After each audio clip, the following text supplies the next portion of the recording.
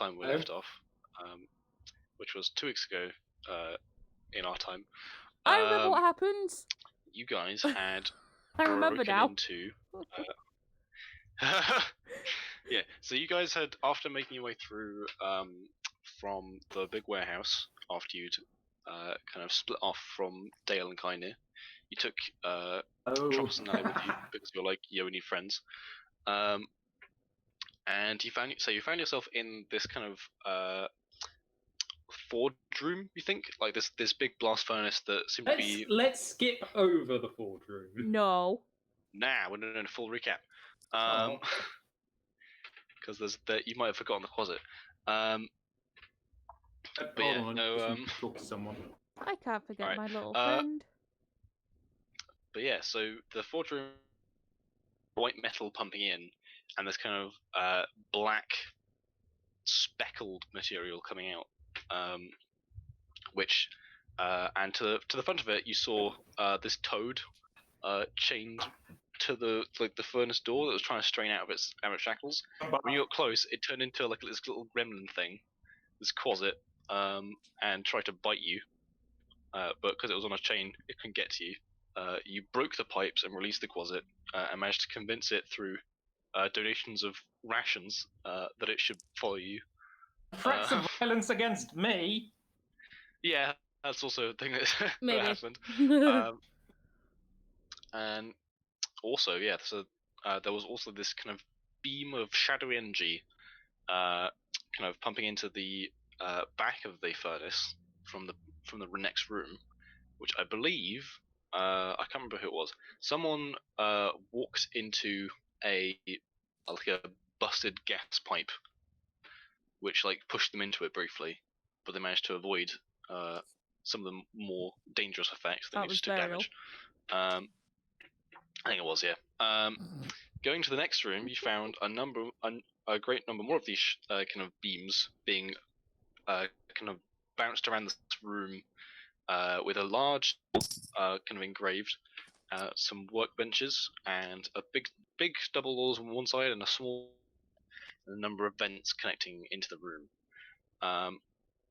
You decided to go. Well, some of you decided to go investigate the small room, in which you found was some like a study / sleeping quarters, where there's like a desk with lots of notes on, which you found about which reading you discovered there was some weird rituals they've been doing, spooky shit to people and or things, and also the stuff they've been doing to the metal.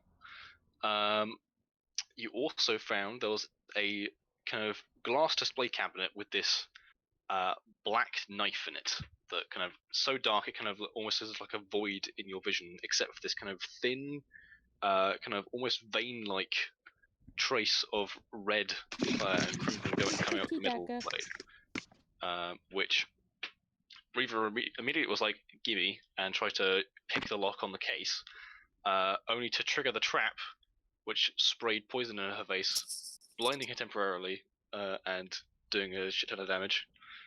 However, she did get the knife in the end, so it didn't best her for long. Also in the room, after kind of after a few titles of books caught Oak's eye, he decided to poke through the bookcase upon discovering that a couple of the books, when pulled out, were instead switches. One book was pulled out and then put back, and then another one was pulled out, which caused the bookcase to slide aside, revealing a cabinet, which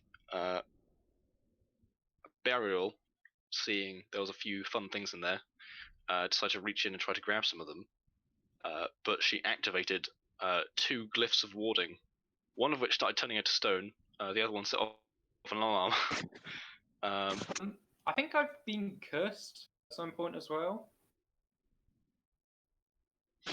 Oh yeah. So as you guys entered the room with like all the beams, you felt kind of this air of dread and despair descend over you. I actually don't remember which one specifically you had. I think most of you had the regular one. I'm disadvantaged on deck saves and initiative checks. That's still in effect. I think You have apathy, yes. I Smick think was affected, but I think because of how he works as a retainer, it doesn't actually affect him. He's just depressed. pretty much. Yeah, so I think most of you had apathy that did have it, and then a couple of you had dread. So apathy is the disadvantage on dex saves, and no, it's disadvantage on death saves. Oh god. And James. dex Yeah. Everybody's sounding robotic. check for if you use For- your for me- intelligence for your Oh, there we go. initiative, Better like it does a bit actually, yeah. Wait, what was apathy again? Oh god. But yeah, It's- apathy is disadvantage on dex saves and initiative rolls. And you also have the flaw. I don't believe I can make a difference to anyone or anything, which is great. And then a couple of you had dread, which was you have disadvantage on all saving throws, and you have the following flaw. I'm convinced this place is going to kill me. So I think I Krug got had that one. one. Yeah. I can't remember if anyone else did. But yeah, so that was a thing. You also had so at the same time that the alarm was set off, there was a rattling in the vents above. Oh yeah, I should mention actually before Burial went into the room, there was a dude in the vents that basically went Psst, over here, and then like told them, by the way, bad juju around. Watch out for that bigger room over there. There's shit going on. Big ritual room. And yeah, so he briefly told you that, and then shortly after, a kind of from the ceiling vents, a large creature, this inky black skin, with these almost like luminous green fangs and eyes, drop down. This long kind of snaking tail with a stinger on the end, I believe. Yes. Actually, no, it wasn't stinger. It had spines. That's it. I remember now. Which a couple of you fought. Krook and Burial, I think mainly. I could be wrong. Burial was in the process I think. of Oh being yeah, turned the to retainers stone. were also in there. Yeah, Yeah, that I was didn't before she do got turned to anything. stone, I think. Just a little bit beforehand. But yeah, you fought it off. After it was significantly wounded, it jumped back into the ceiling vents because it wanted to get the fuck out of there. But yeah, after that, the alarm was set off, and you guys, because Burial failed several saving throws in a row, she was turned to stone. And following that, the rest of you guys were like, "Oh shit, there's an alarm. Let's get out of here," and jumped into the vent. As you saw a number of Kenku and Dirks march in, being like, "Who the fuck set off the alarm?" And that's where we'll pick up. So, Burial, as so basically, like from your perspective, you turn to stone. Everything kind of goes dark for you for a minute, and then when you kind of come to, you're kind of like halfway out of the room. They've kind of got there's like two Dirks, one that's got like each of your arms restrained. What do you do? Pardon? It's all of that. What? I didn't hear that bit. Okay. All right. So Oh, fun basically, D&D. as you kind of turn to not being stone, because the effect was only temporary, you awake to find yourself being dragged away by two Dirks. Both of them have kind of got their arm through yours, Okay. and you're being dragged out of the room. There's a number of cultists around you as well. How do you react? Well, this is fantastic. Yep. Just like that. I can't really do anything. If I try and fight, it will just result in my death. So Okay. So you're not resisting? no, I can't really. Cool. In that case, hang on. Did I save that map off actually? I made a In that map, by the case, way. you die. Hooray! I need to figure out how to do fog of war, but I might just take like small screen caps of it. Where the fuck did I put it? Where's my fucking map? But yeah, so as you're kind of What? there it is. Operations are I will take a screen. Hopefully, this makes a degree of sense. I'm assuming you said a degree of sense. Am I cutting out for you guys? Yeah, you keep going a Yeah. bit robotic and then cutting out. Damn it. Well, that's annoying.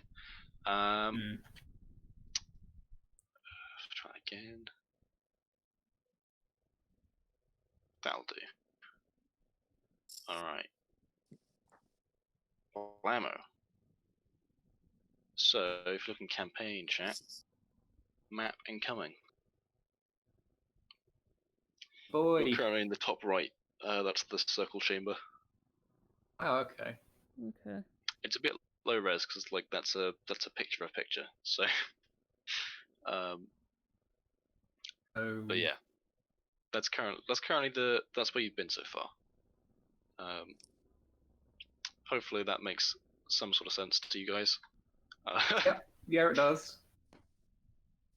But yeah, you're currently being led out through the double doors at the top there, which I'm not going to reveal just yet because there's some more stuff there. But so yeah,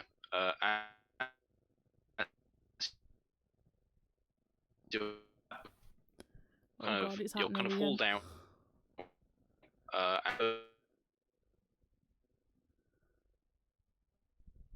another circular room with this kind of. I can try disconnecting and reconnecting, see if that helps. Yeah. I'd try. Is that any better? Have to see, but We'll need to see for it was fine for now. All right, we'll see how it goes. But yeah, all right. So yeah, so as you're kind of dragged out through the double doors, you enter in this another circular chamber with in the middle there's this large kind of altar with these steps going up to it, and kind of plinth coming out the ceiling. And you can see a number of cultists kind of standing with their arms up, chanting next to it. And there's a number of doors that you can see.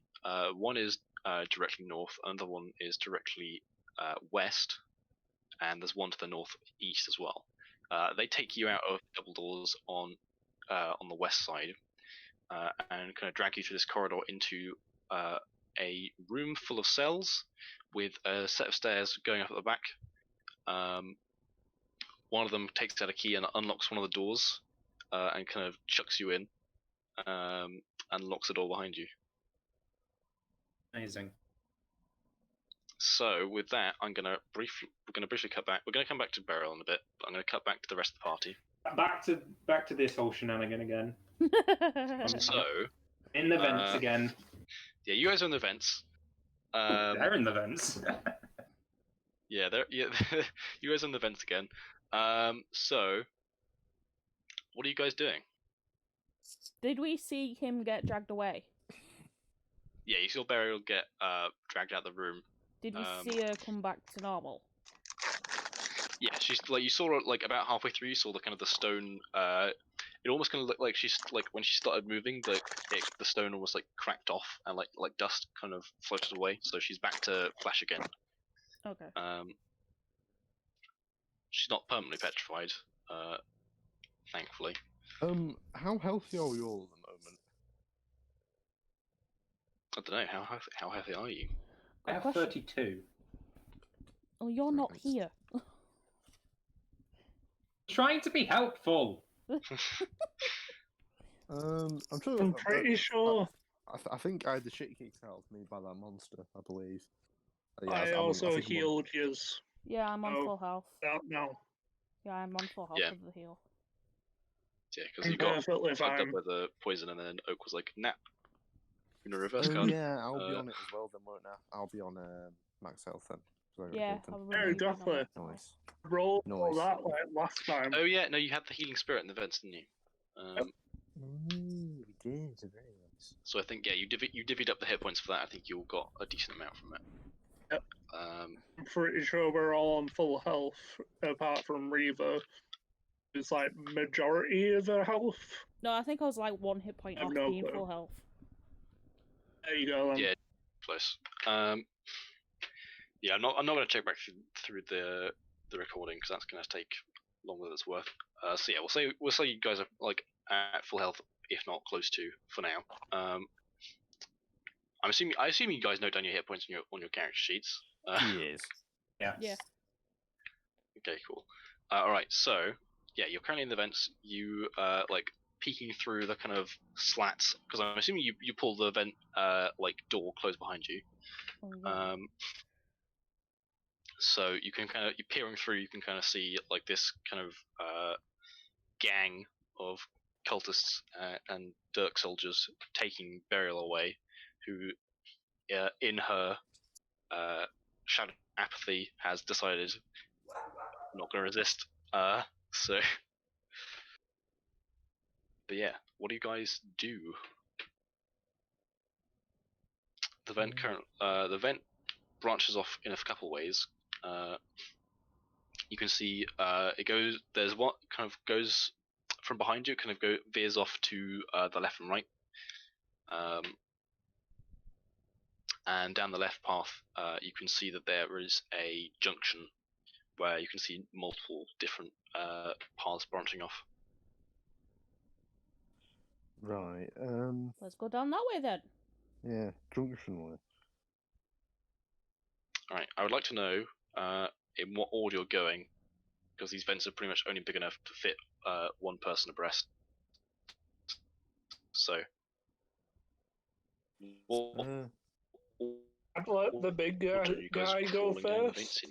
In all honesty, Sure, I'll go first. So the Yeah. monster can grab me. kind of our frontline fighter. The human shield technique. I like Nice. it. Basically, All right, so I'll all go right, second. so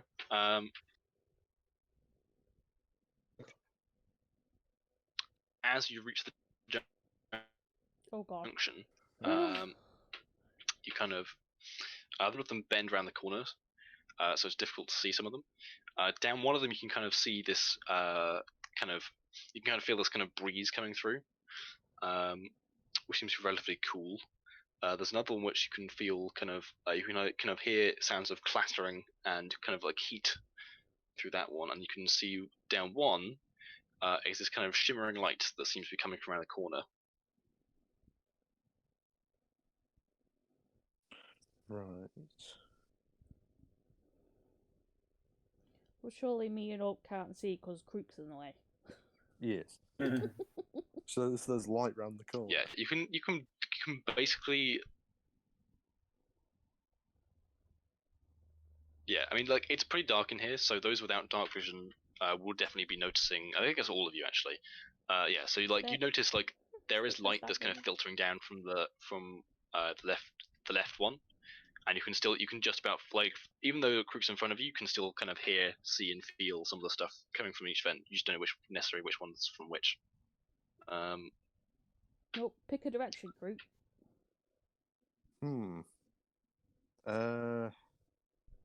So how many exits are there? Like how many ways we can go again? There's 3. Right. One which has the shimmering light. One which seems to have the sounds of clattering metal and warmth. Another one seems to be a kind of intermittent breeze. Right. I have a feeling that the one with the breeze leads outside, so let's not go that way. I'd say let's go to the one with the warmth. I mean, no, the light. No, go to the light. The light sounds like a good idea. Mm-hmm. Certified a good idea. That's where you're going? Okay. Okay. In that case, so as you kind of shuffle around the corner, you turn around, shimmering light, kind of that fills the space of the vent. You can just about see maybe more vent behind it, but there's kind of there's glowing light with what seems to be kind of almost looks like fragments of broken glass spinning and orbiting this light. But the kind of shards seem to pass through the sides of the vent as they move, and you can hear this kind of gentle kind of oscillating noise that comes from it. You had to pick the weird also- looking one, didn't you? Yeah. So you're about 10 feet away from it, and you can and the kind of lights the main area of it fills about probably about, I guess, like 3 or 4 foot space, given how big the vent is. But as you get near it, you can feel kind of like the your axes and basically your hand axes and your great axe seem to kind of like tug at their holsters as if they're being pulled free. But they're secured enough that they won't come loose without you unclipping them. Right. Mm. A glowing light is trying to steal your weapons. Big magnet. Yeah, I'm saying. Let's keep going towards it. I'm sure it'll be fine. How close do you get? I'm going to slow Hmm. down so there's a good gap between me and Krook. So is it like it's like it's trying to pull my weapons out? Is it? Well, at least my axes.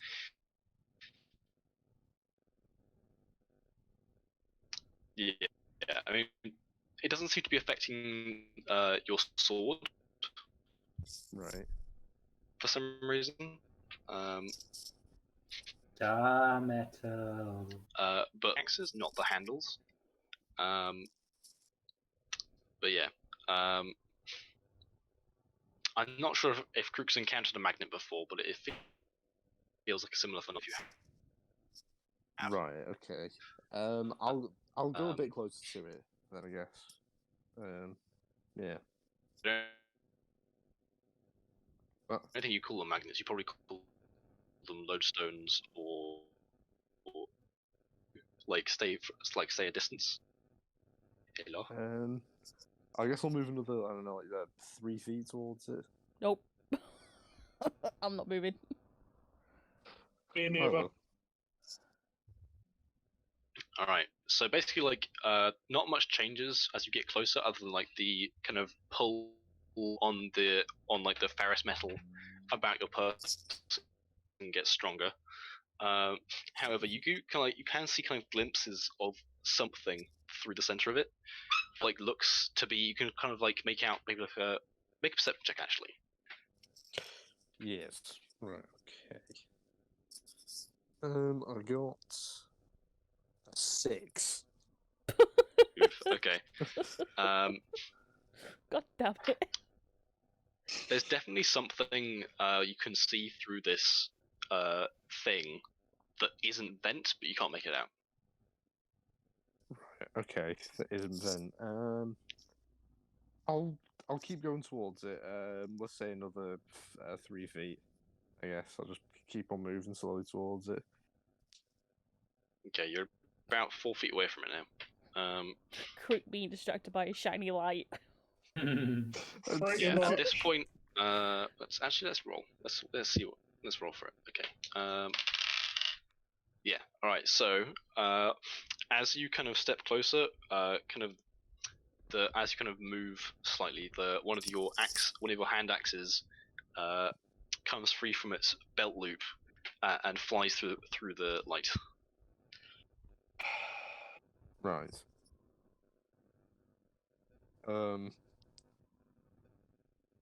It's just a magnet then. Yeah, I guess I won't go any closer to it then. No. Yeah. Something you did notice was there wasn't a clatter. Like you'd expect that, like if it was pulled towards it, it would have like hit the walls on the other side, but it doesn't seem to have. Oh shit! Is it like Yeah, okay. Now I'm going away from that. I've got a feeling that also leads outside somewhere.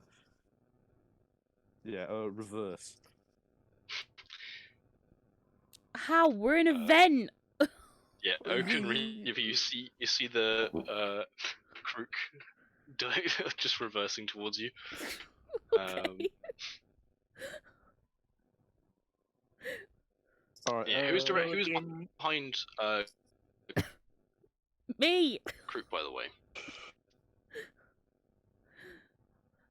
I Eva. am. All right, yeah. So like, I think if you went round the bend to the like the point where you would have been able to see it, you would have felt like a similar pull on your rapier, I think.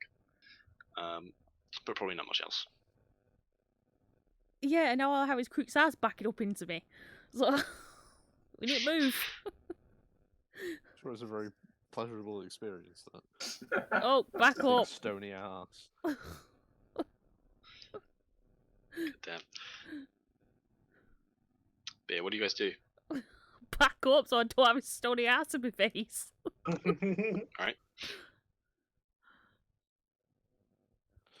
Alright, let's not go that way then. Should we try and like go towards the way with which was warm, and add like the clattering noise? Should we try and go that way? I'm sure that'll be good. If we die, it's your fault. Well, I'm not at the front anymore. I don't think I really can be, can I? Well, no, it would be because move him back just so then you can go.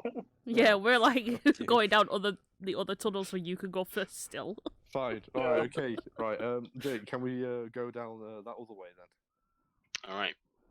So as you kind of head, oh, someone's at the door. One second.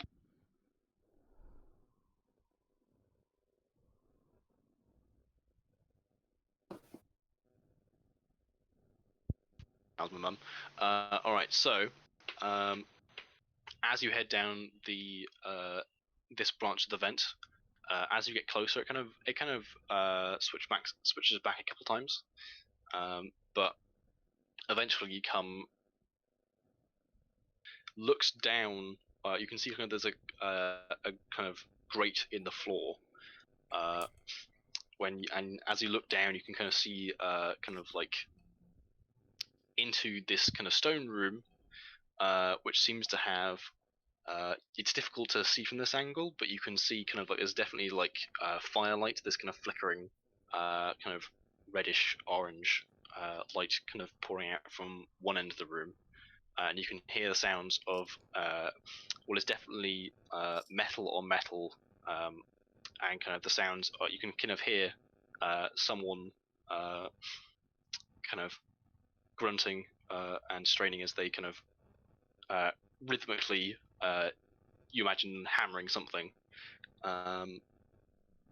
Making a weapon, it's a forge, probably.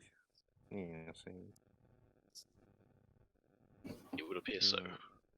I guess we'll try and go down there, because the other two routes seem a bit dangerous. All right, And the so heat you're and currently- clanging of metal doesn't sound dangerous. Well, the other two sound like they just lead out the side of the mountain. One is a magnet to steal all our shit, and the other one I think is just a drop. I think. Right. So can we try and drop Climb down out. Uh, so the ceiling grate is about, I want to say 10, 15 feet up. So are you just gonna kind of like kick it out and jump down, or? Can we try and remove it quietly? I guess. You can do, yeah. Right, I'd say okay. that would be a sleight of hand check. Sure. Okay. The big juggernaut is trying to do sleight of hand. I'll have a +1 Yeah, to that's this. great. Don't you worry. That's a 10. Cock. Yeah, so you kind of like you're able to kind of like reach your fingers through it, and it gets stuck at one point, and it kind of catches and clatters against the wall of the vent as you do so. And you can actually, I will make a perception check. Okay, yeah. God damn it. So the hammering stops, and you can see this kind of burly-looking figure who appears to be shackled to something out of your view, kind of walks out and kind of looks up. What do you do? Could we even push Krook down? Oh, not this shit again. You can make a contested strength check, both of you. Oh, I'm not good at this. Fine. So, do I still get Reaver manages this. do I still get my modifier for this, Jake? It's strength athletics, so whatever your bonus to athletics is. Nice. What is it? Just strength for me? Yes. Well, no, it's like if you're proficient in athletics, you can use it, but if I don't think you are. So I'm proficient at one of them. actually, no, aren't I? you're a sailor, so yes, you are. You're a pirate. Athletics. Yes. Oh. What did you get? +6. Yeah, same for me. Ooh, Oh shit! so even. Crap. Straight roll. I got 23. That's bad. Oof. Yeah. So Krook, you feel Reaver kind of like plants her feet on your back, and like tries to shove you down the thing, but you kind of like brace yourself against the walls, and you're able to kind of stop yourself from toppling in. Move your stony ass. Thanks, Reaver. Really appreciate it. Well, I'm sure that this bloke's heard this by now. Yeah, at this point you can kind of see like it's kind of man's covered in kind of like soot and grease You just and hear sweat and kind of. just hears a voice peers from up. the vent shout, "Move your bony ass!" You can see him kind of like shading his eyes from the forge light as he kind of looks up and asks, "Is someone up there?" No. No. He kind of like he's kind of like you can see kind of like he's struggling to hear you, but he's also kind of like actually yeah. So are you still like over the hole, or are you far enough back in the tunnel that he won't be able to see you? I've pulled back. All right, yeah. So he can't see you, but yeah, he's like, I can hear you. No. Then why'd you ask if we were Alright, up here? I think at this point we should just drop down. To be honest, we Go just for making it worse for ourselves. Yeah, do you want to go down first? Push you down. You're in the way. I You're can't in the get way. past you. Right, I'll just drop down. I'll go down first. Just gonna do a superhero landing. Yes. All right, I'm going to make a dex save because that's the long drop. And break my shins. At least you'll look cool. Yeah. If he lands. I was about to say, sure. I got 12. 12. Okay, yeah, you're not quite nimble enough to like roll when you hit the ground. You just kind of like take it through your legs and through your knees, and you take 3 points of bludgeoning damage. Nice. What do I use to get down? I mean, basically, like it's up to you. Didn't you have a 'cause, like, grappling hook? Yeah, Krook has a grappling hook. He just didn't want to use it. Yeah. Some odd reason. But yeah, no, like it's up to you guys how you get down. Could I like use Krook as a cushion? So you just jump on him.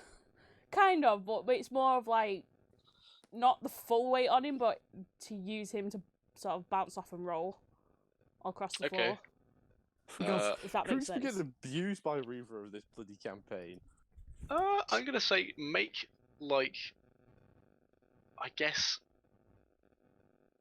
make like an unarmed strike against Krook, and then if you hit, you have advantage on dex save, I guess. What would count as an unarmed strike? It's just I don't think you're proficient in unarmed strikes. I think it would just be d20 roll plus strength. Could I just like land near him then? Well, in that case, yeah, you just be jumping down flat. In that case, just make a regular dex save. Seriously, though, I swear, when we actually get out of this place, Reaver's gonna get decked by Krook. There's enough of this abuse. 14. All right, 14. Okay. it's not quite enough to avoid the full brunt of the force. You do land. You don't kind of get knocked over, but you don't land as gracefully as you'd hoped. And you take 5 points of bludgeoning damage as you kind of land badly on one ankle. Oak, what are you doing? Well, one sec. Because I do just have like 1+ dex, so Yeah, I mean, but it's basically like, do you want to jump down, or do you want to try something else to soften your fall, or like climb yeah, or something like that? exactly. Don't you have extendy legs? Oh, that's like one of the things that I can do, but like I don't think I'd want to use that spell just for this of all things. Okay, I didn't It's know it was not a really spell. worth like the 5 damage. Well, most of the stuff that is a spell, it's like physical parts of him. That's how we set up Oak. Alright, okay. Yeah, basically like most of his magic is kind of like how you play an artificer almost, but because it's like he's channeling natural magic, but it's also parts of his body that respond to that. So Oh, I'm not. Yeah, no, I'm not gonna actually. Lad on Groot. oh god, that's definitely going to be worse than Revelant. I was about to say you're a big metal boy. exactly. I'd hurt. It's like, oh, Reaver tried it. I'll do it. It just Crooks like gets up and then he gets hit by like a. It's basically the equivalent of that, to be fair. What is what? There's going to be some inter-team violence when this is over. No, I'm not gonna. Well, you still have to challenge the guard captain still. Oh, Exactly. Yeah. I might. So then when we go to fight next time. So do that first, then you can come after us. Yeah. Am I able to use Long Strider or Jump just to like there safely, or? Well, what do those spells actually do? Long Strider increases target speed by 10 feet until spell ends, and Jump just triples jump distance. So right, okay. So I'm gonna say that you can attempt to try and like change the spell to your needs. So I think probably if you cast Jump, you might be able to like modify it in such a way that instead of giving you extra jump height, it makes your kind of legs better shock absorb. Yeah. However, that's going to require a spellcraft check. Oh fuck. Which, let me get my document up.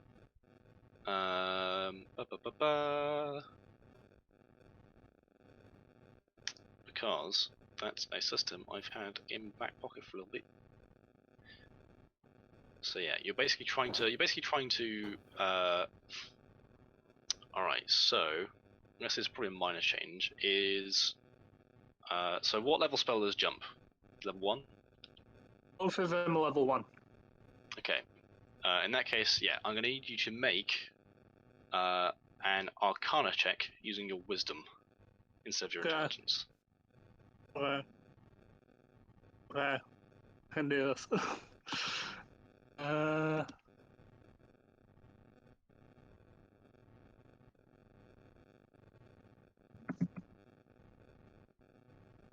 14. 14. Okay. That is enough to. Oh, yeah. You think that when you cast a spell, you can basically it probably means you won't be able to use the you won't necessarily be able to. I think in this scenario, instead of tripling your jump height, it will double your jump height / distance. However, you will be able to land and reduce fall damage if you hit the floor. Okay, I'll try that then. Alright, so you're gonna jump down? Yeah. Make a dex save, because you might be able to avoid some of the damage anyway.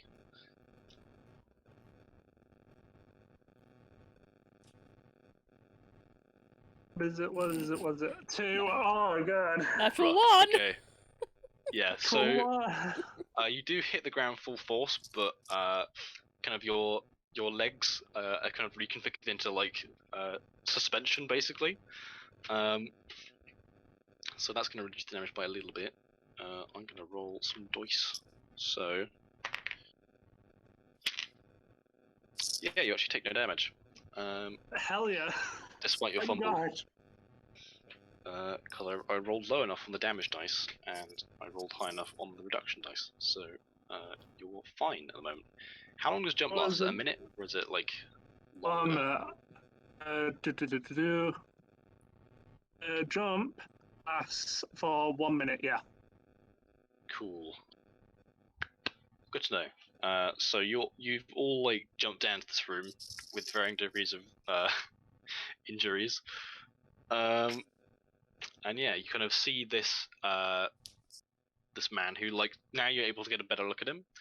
You can see that he's this kind of burly, probably like 6 foot something dude with kind of reddish skin and this kind of fiery red hair that always seems to give off light but isn't quite bright enough to illuminate anything. And he's holding this kind of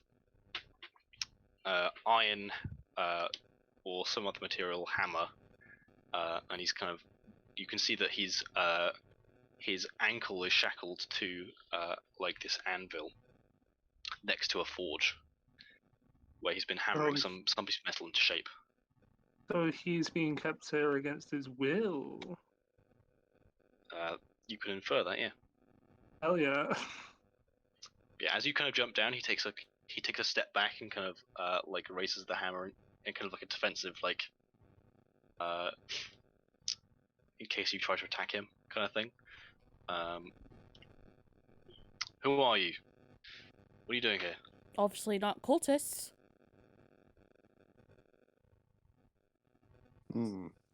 Is there any is there any growing like, I don't know, flowers or something, like, because obviously it's a rugged building, so like, is there anything that's like plant-like? It's just like Make a growing perception out check. the cracks? Oh, thank God it's perception. Book is real good at perception. Doink. Alright, high or low? 25. That you roll high on. Yeah. Alright. Luke, high or low? High or low? Yeah. Hello. Because then I'd be able to reach it. Well, no, this is I've rolled a percentile dice, and I'm asking you whether you want the roll to be high or low. Oh, okay.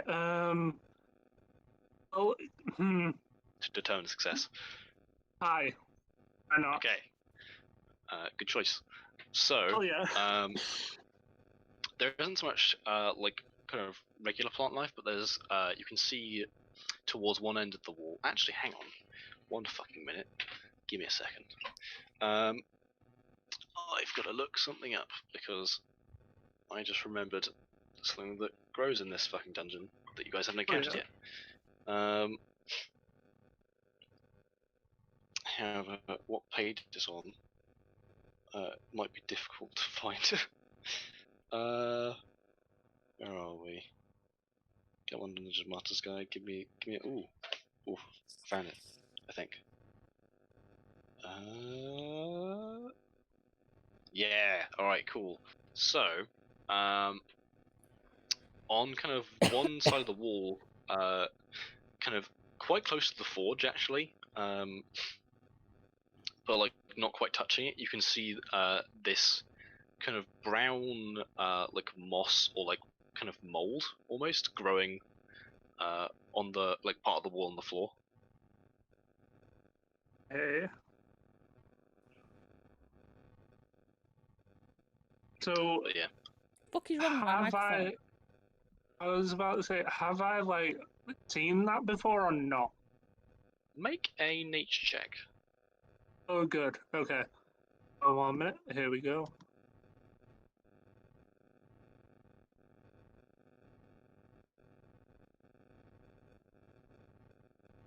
15. 15. Okay. Let's see. You think you might have heard of something like this before? It could just be regular moss, but there's also a slim chance it might be brown mold. And what you know about brown mold is that it is unusual in the fact that it feeds off of heat. And close to it, whilst Okra doesn't have much in the way of kind of sense, like a touch sense, you can kind of feel that, like, despite the fact that most of the room is kind of quite warm and hot near the forge, when you get close to the mold, it is frigid. Ooh, okay. Is there any, like, hours or something, like I was asking before? I don't know. You're gonna give him a like, flower, aren't you? Well, There aren't yeah, any flowers, because no. that's what I was thinking of doing, because he can't really understand people, so he'd just be like, I want to be friends. Could That's also the point. just Actually, break this the guy's shackle talking- thing. This guy's talking in common, which is a language that Oak doesn't Exactly. understand. Oh, So he's just trying to be friendly. But yeah, no, the only plant life in the room, unless you keep seeds on you, is the brown mold. can I go over and like Uh, try and break the shackle off the furnace, off the anvil? Can I? Hello?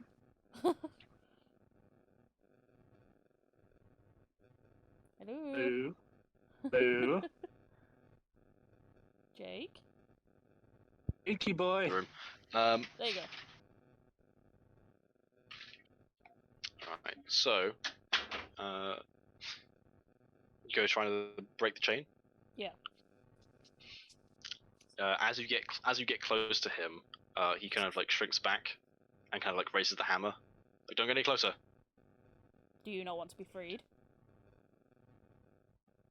I've tried that already. Is he human? This bloke. Let's see. Krook, I'm gonna make you. I guess it will probably be. I'll let you make either a history or a nature check. This. I've got -1 in both. Sure, let's go history. Alright. Right. Oh, natural 20. Fuck's sake. Nice. All right, 19. so, you recognize, like instantly, this guy's a fire genasi. Right. Cool. So he's mainly he's pretty human looking, but you can see his skin's kind of like a red hue, and his hair is like it's almost like almost looks like fire, but not as animated.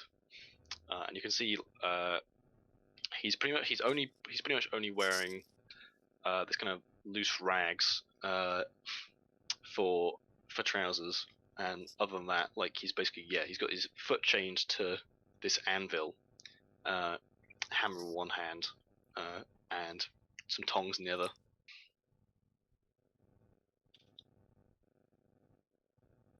Right. I mean, I could probably try and break the chain. Probably. Go for it. I guess my axe would probably be the best to try and do it with. All right, so Try and break it. give me a minute. I've got to find my DM screen because it's got AC and hit points of materials.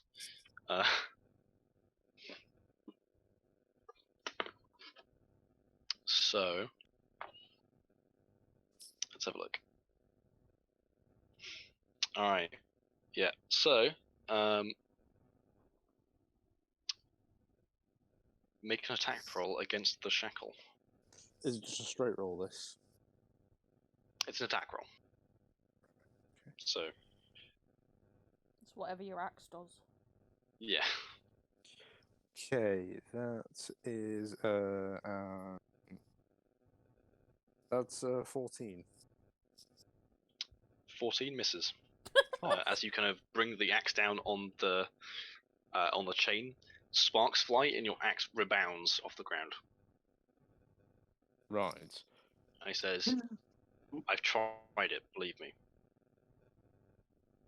Is there anything that's like, I don't know, maybe he's like working on something that's like broken, like on a nearby desk or something?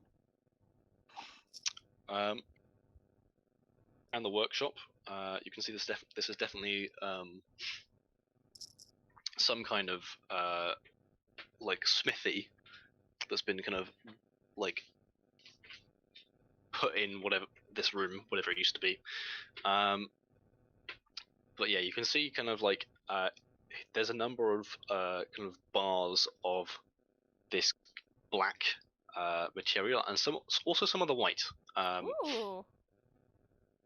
but not as many. And you can see that there's like a small furnace, and you can see in there behind the grating. Actually, I think it wouldn't be grating. There'd be a glass panel. But inside there, you can see kind of between the flames, you can see this one of these black bars. But instead of when it kind of heats up, instead of going red or orange, it kind of has this kind of white, almost purple color. It goes as uh, as it kind of incandesces. That's even a fucking word. Can I start But taking the bars? Just like slowly putting them in my bag.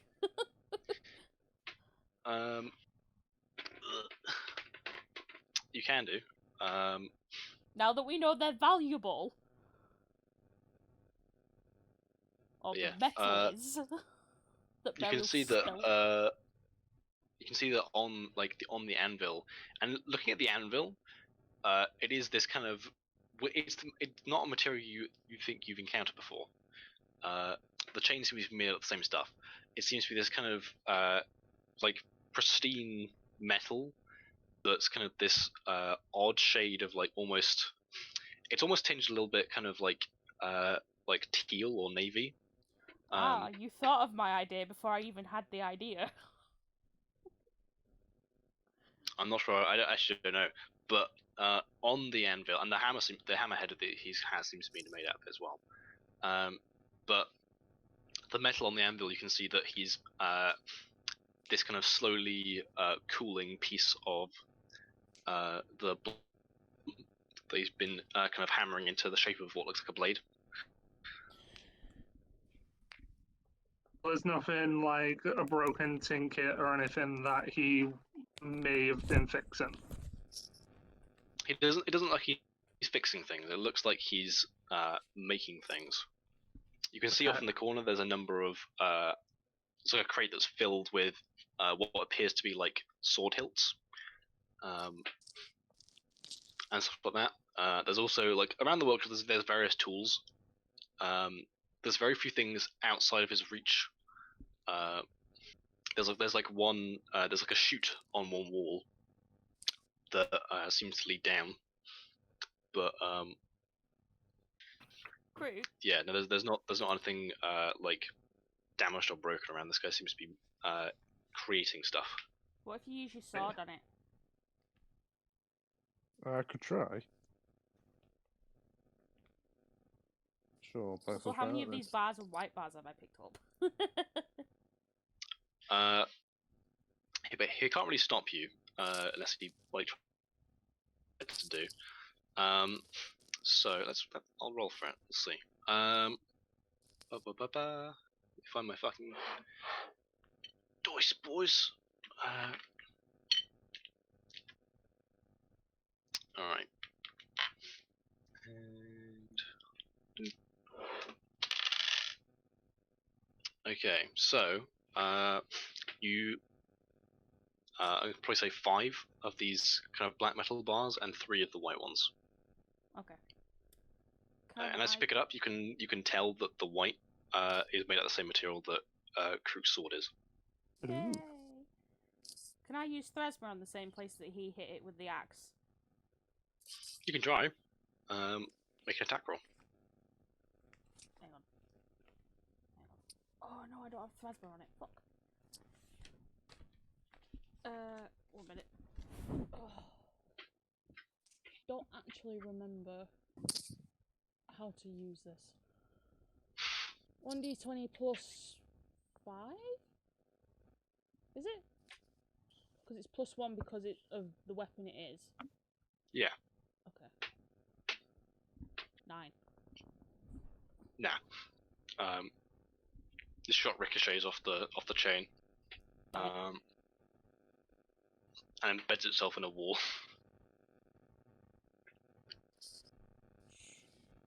Okay, well, I'll just recall it in. Alright.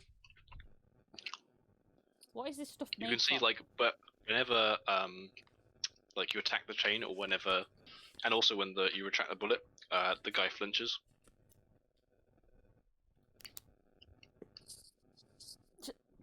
Reaver's not gonna give a shit. Just ask, you know what it's made from.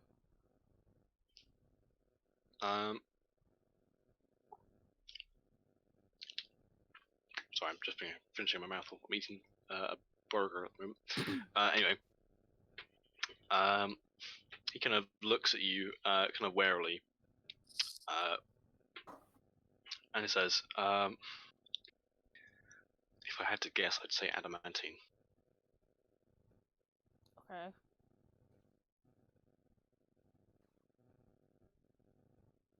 Hello. Do you have any idea? Hello. Do you have any idea how we can get it off you? Not with these tools. Oh, melt it in the furnace. That work? You get the sense that, like, He's realised our party's insane.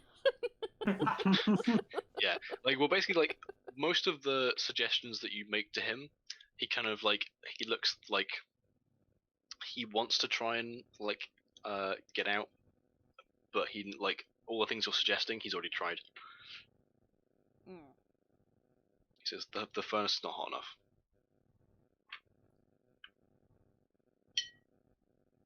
Well, I could suggest Right. something, but you ain't gonna like it.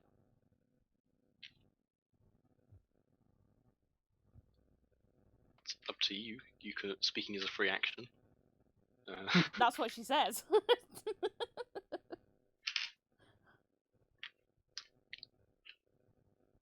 He kind of shrugs and says, "Well, can't be worse than what you've already done." Chop your foot off. Slide the manacle off. What was that? Chop his foot off so you can just slide the manacle off. Oh fuck! When you mention like hurting him at all, he brings up the fucking mallet again. It's like, I swear to God. I told you weren't gonna like it. That's the Saw 1 strategy. Is that?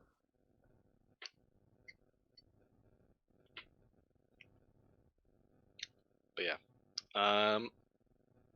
What did you say, Reaver, Tom? with your past perception, given that you've been like looking at the chain a fair bit, you do realize that there is actually on the anvil side there is a lock. Oh. This kind of Ooh. Pick it? Can I pick it? bulky thing that's kind of bolted onto the anvil, which the adamantine chain loop runs through. Pick it? See if I can pick it. You can try. It's like my thing. Mm-hmm.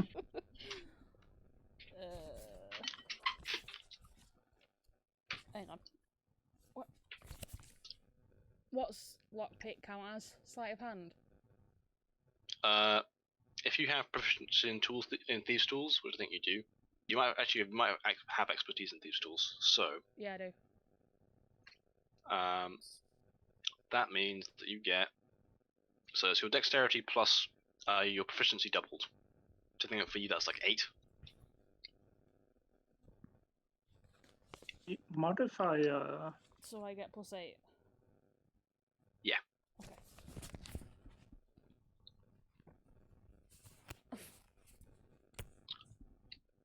So as you kind of slide the lock picks in, kind of kind of feeling the mechanism of the lock, but as you poke around, you hear a little click as something kind of clamps down on your lockpicking tools. As you pull them out, they're kind of bent out of shape. Aw. Damn it. You tried. Can he, Hey, like, straighten them out for me again? If anyone has mending, or I guess you could probably ask the I dude. was to I was about gonna to say, say, can I not just I ask do him? have mending. The guy with the hammer. You can just mend it. Yeah, no. Oak, if you want to, you can go up and mend it. I'm just like, I don't know, freaking tap it, like, doink, done. Like when Hermione fixes Harry's glasses. Yeah. Kinda, yeah. Let's try again then. It's kind of like kind of like the magic trick where people like bend spoons. Yeah. It's kind of that in reverse. But yeah. Okay, just try it again then. Well, I can keep doing it, even if What's it's like Croak doing actually in snaps. during this point? What's what? What's Crook up to at this point? It's not much. So is there like a door out of this room, Jake? There is one door out. But Oh, whoops. if you go and try it, it appears to be locked. That you did type one as an exclamation Yep. mark. Right, it's just one door and it's locked. Ugh. Yeah, unfortunately, the same thing happens again.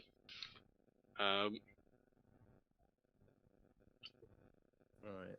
Oh. Is the door got a handle or is it just got a lock?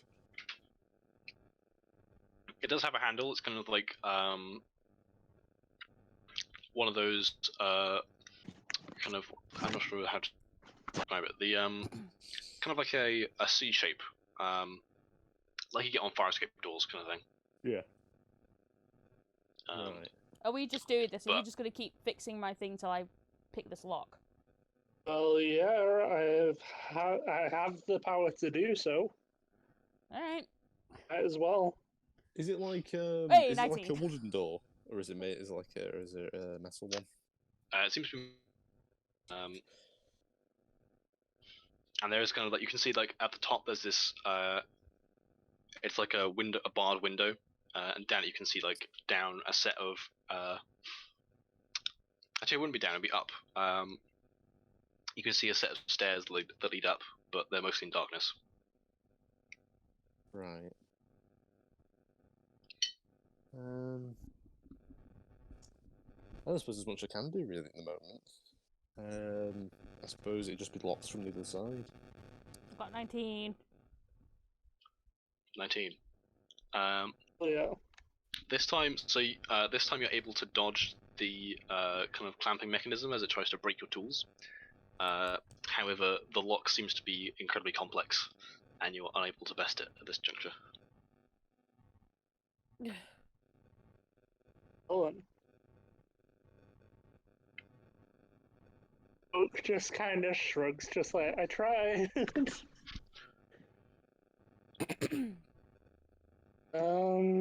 Yeah, the guy goes back to hammering away at, like, he puts the piece of metal he was forging, like he was hammering, back in the furnace for a bit, and then pulls it out with the tongs and starts hammering at it again.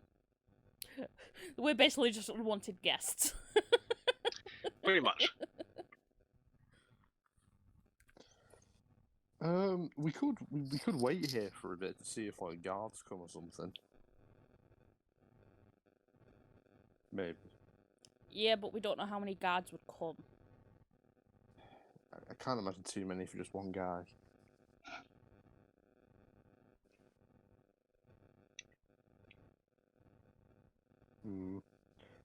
Because I don't reckon. Well, maybe. Oh, I'll say like Burial might be able to do something about the door, but she's not here. Speaking of which, She'll only start Yeah. setting stuff on fire anyway. given that you guys are kind of at a bit of an impasse at the moment, we're going to cut back to Burial. All right. So, let me finish my mouthful in 5 minutes. So, Yeah. So as you're And like hit? after about 5 minutes of after you're left in the cell, you're currently I think you're currently. Let's roll. See if they were like intelligent enough to know to restrain you or not. High or low? High. Okay. Yeah. So they seemed in a hurry, whatever they were doing, and they didn't have time to find handcuffs. So all there is like a loose rope that's been like tied on your hands, basically, so that they wouldn't get free while they were transporting you, but not enough to really restrain you while you're in the cell. So that's pretty easy to like slip out of. Alright. But yeah, after about 5 minutes, the cell, like one of the, because they're basically like these cells are kind of like iron doors with like little slots on them, kind of like kind of a bit like the holding cells at like a police station kind of thing. Alright, so they're much more low tech than the ones we saw before. Yeah, definitely. And the walls are stone brick.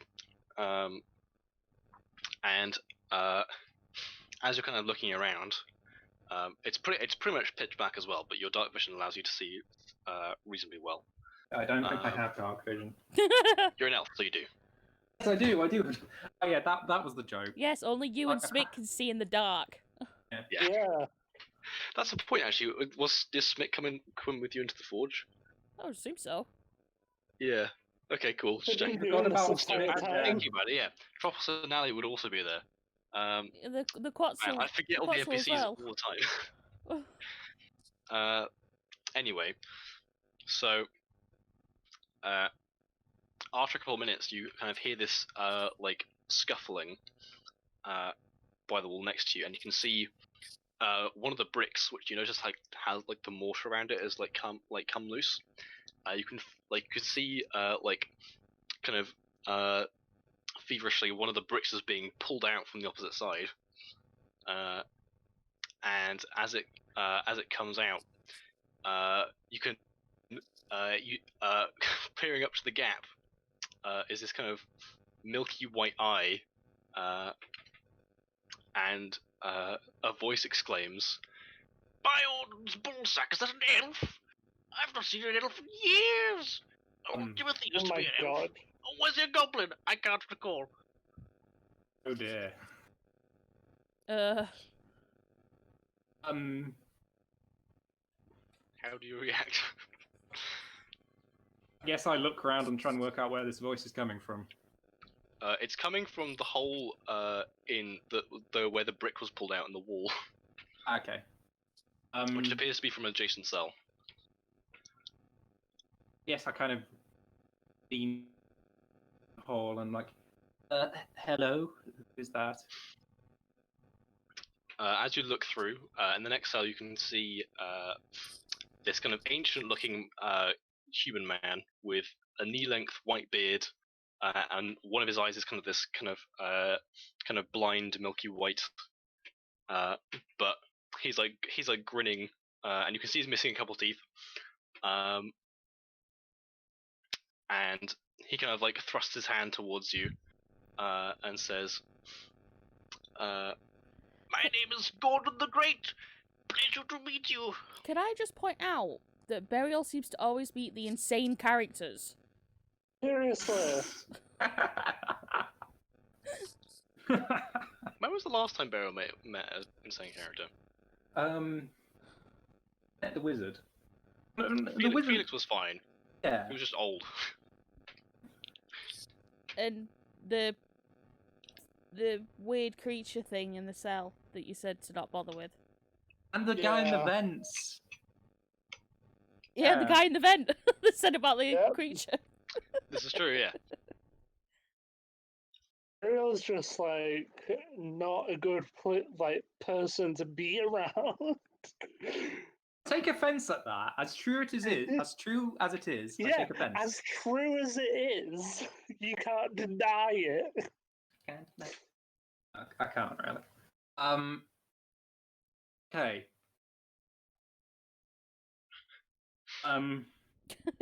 Yes, I introduce myself. I say, my name is Ariel Oakblade. How I in this cell? How long have you been here? Oh, years, probably. Who knows what time is nowadays? He kind of like waves his hands in the air.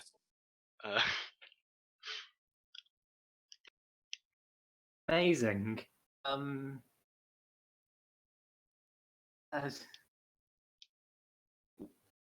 Why were you put in here? Hang on. You won't believe it. I was disguised as a birdman so I could learn their ways when one of them with a stick pointed at me and made me unconscious. Then I woke up here. Marvelous! Oh, good God. That's quite something. It's just a weirdo. It's just a weird man. Gave it away. I can't think of anything else to say to him. It's like It's just a man. He's like that crazy person on the bus that talks to everybody you just try to ignore. yeah. Pretty much. As you like looking through the hole, you can see that the walls of his cell, like are covered in these like scrawlings of like various like runes. It seems like runes and glyphs and various other things that he's been like. They look like they've been kind of like painted on bizarrely, but you don't see anything in the room that could allow him to do that. Oh, he is insane. Well, I know the saying is you make do with what you got, but...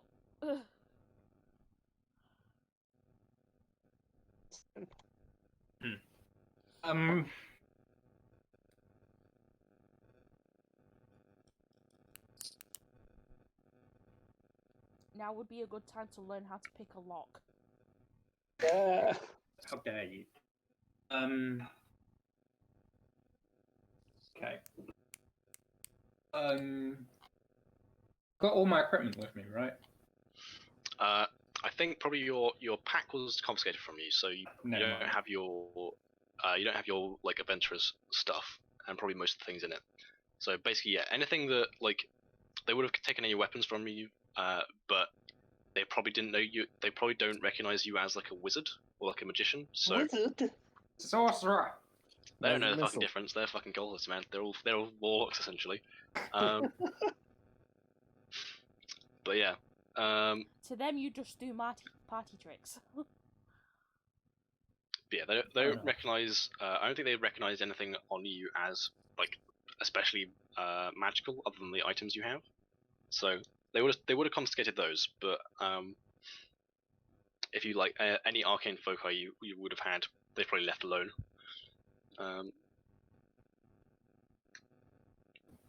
Okay.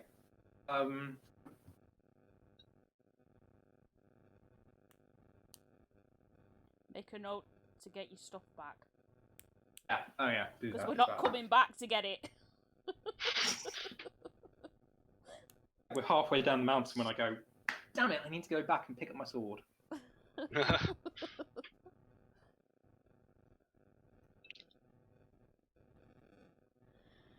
But yeah,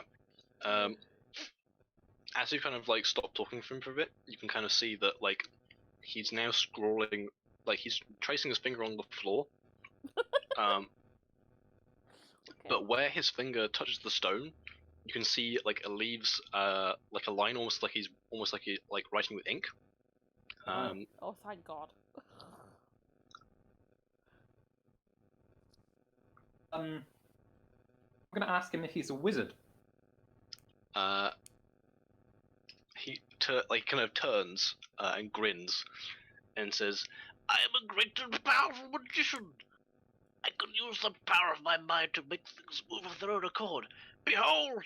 And he squints at the brick he pulled out with his fingers to his temples for like a minute, and then you can like after about like a few seconds of concentrating, you see the brick like shift like a centimeter. It's like, look, you have witnessed the power of Gordon the Great. Love him. I kind of want to show him up. Genuinely. Kind of want to show him up using Mage Hand. Of course you would, because you're an absolute villain. The thing is, I don't care. So, I'm just like, hate, I guess. Sorry, you cut out there for me a second. What did you say? I'm just kind of, I'm still apathic. Apathic? Don't give a shit. Apathy. I'm Yes. apathetic. So I don't really This care. is true. I'm gonna ask him. While you were disguising yourself as a birdman, would you happen to find anything interesting about the cult, about its leaders, or anything? That's the wrong thing to ask me. They'd probably tell you how they breathe now. We don't want to know He kind of that. like he strokes his long beard. That's exactly what I was thinking. He's going to tell you every little thing about them apart from the thing you want to know. I know. Yeah. I didn't notice they were religious, but I did know they were a cult. A cult? What? I suppose it makes a lot of sense, actually. Why does it make a lot of sense? Well, you know, the sacrifices and all that shit. Oh my Actually, god, that's you getting yeah. no I information. suppose. He is right, though. He's right, but it's like blatantly obvious stuff that even Oak knows at this point.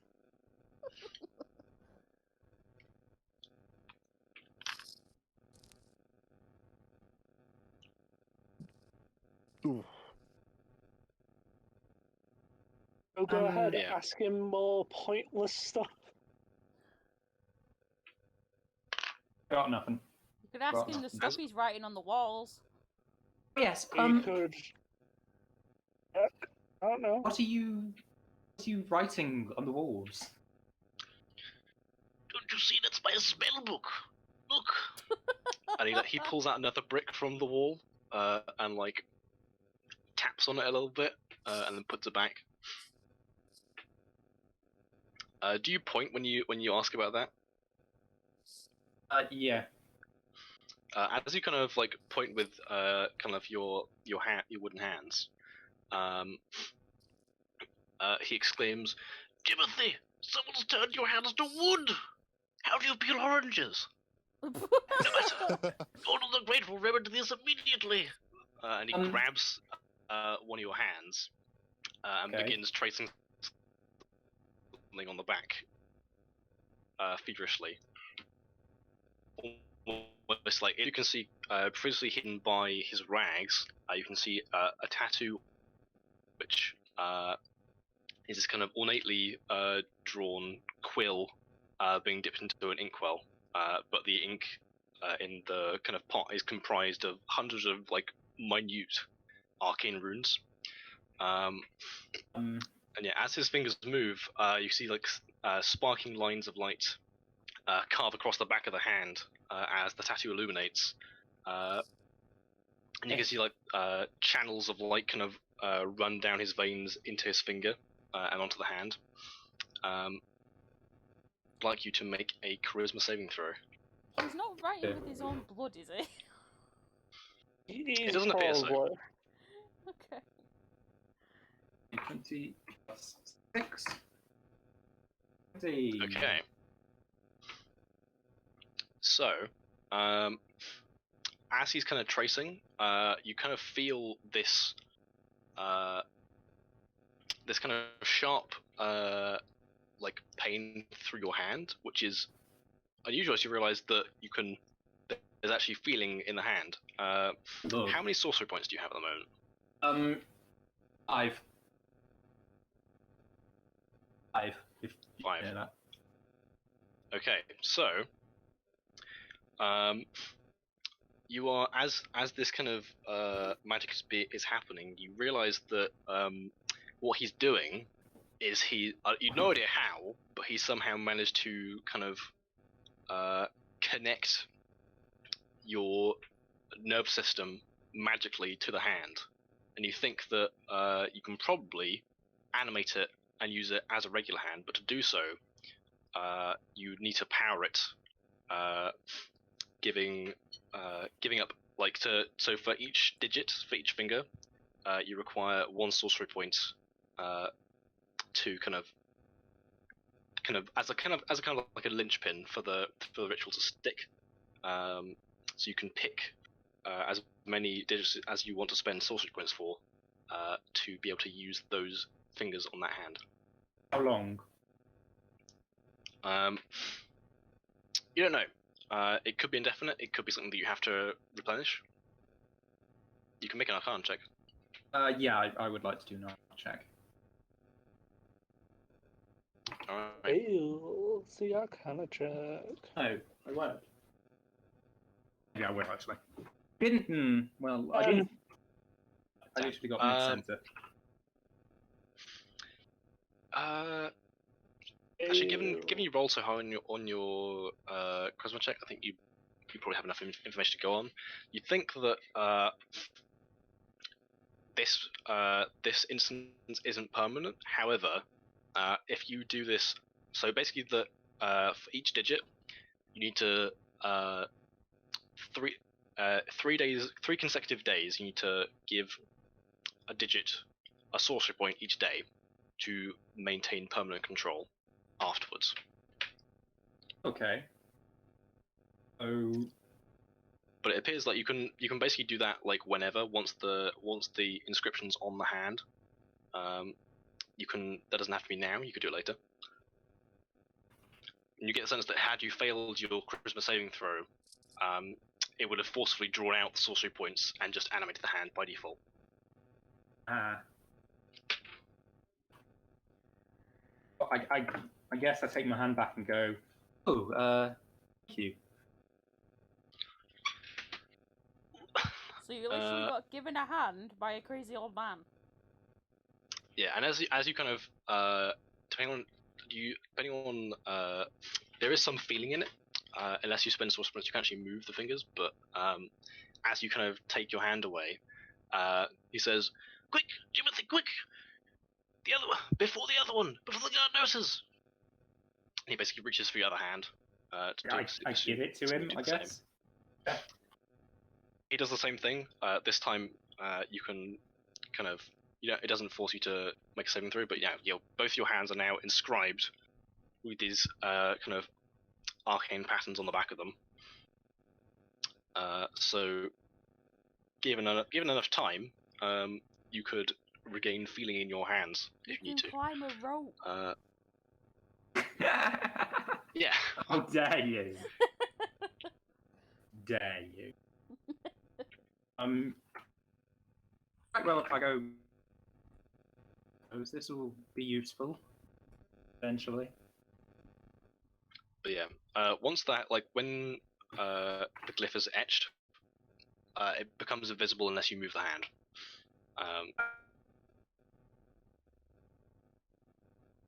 But yeah.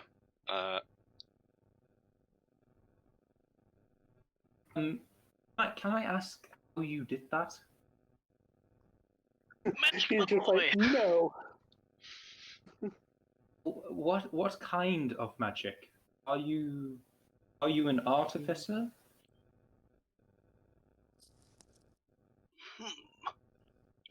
I'm not sure what you'd call it, to be fair. Something of my own division. He's a magician, he already told you.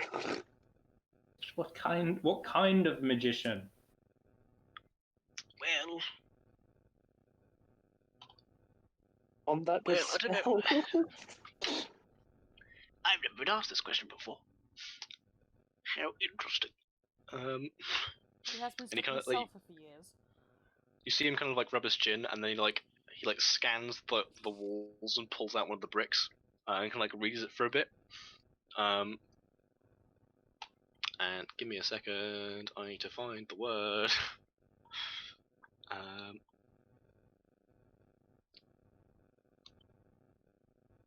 And yes, oh yes, no, the dragons used to call it rendomancy. Or random? Bizarre term, I know, but still.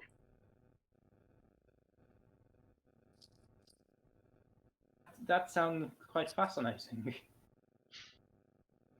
Yes.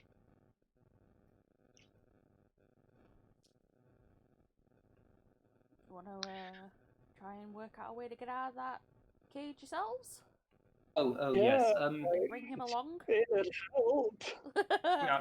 I guess I ask him. Just to ask, in the time you've been here, have you tried to escape the cell? No, he says with a smile on his face. Oh, bless him. Just, no. Would you like to join me in attempting to? He kind of thinks for a moment. Make a persuasion check.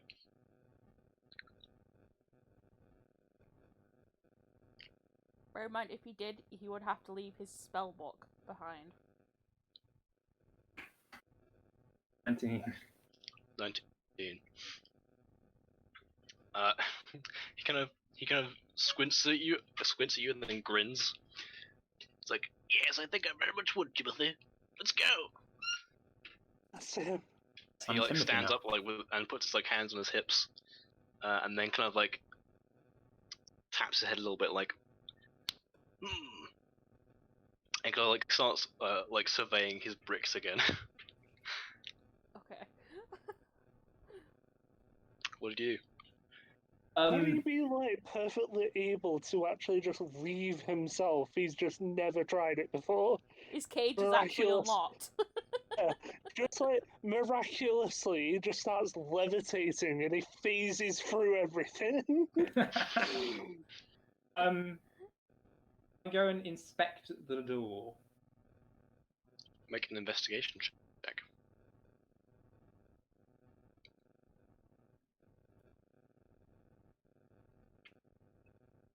Natural 20.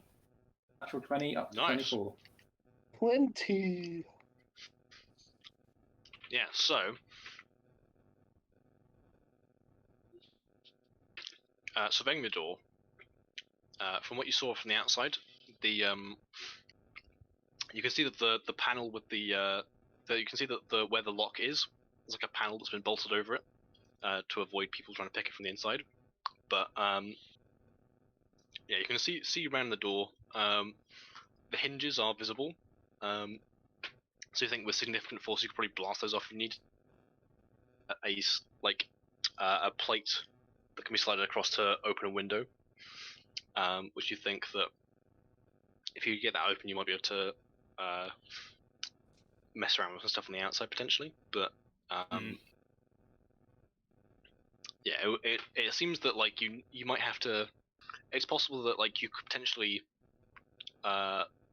if you have something on, you might be able to prise kind of the bolts off of the lock panel to crack that off. But or you could try the hinges, or you could just try and like blast a hole in it. Depends on what you have access to, I guess. How big is this cell I'm in? It's pretty small. It's about like 5 by 10 feet. Okay, so I can't use fireball. No, not without incinerating yourself. I can use careful spell. You could do, yeah.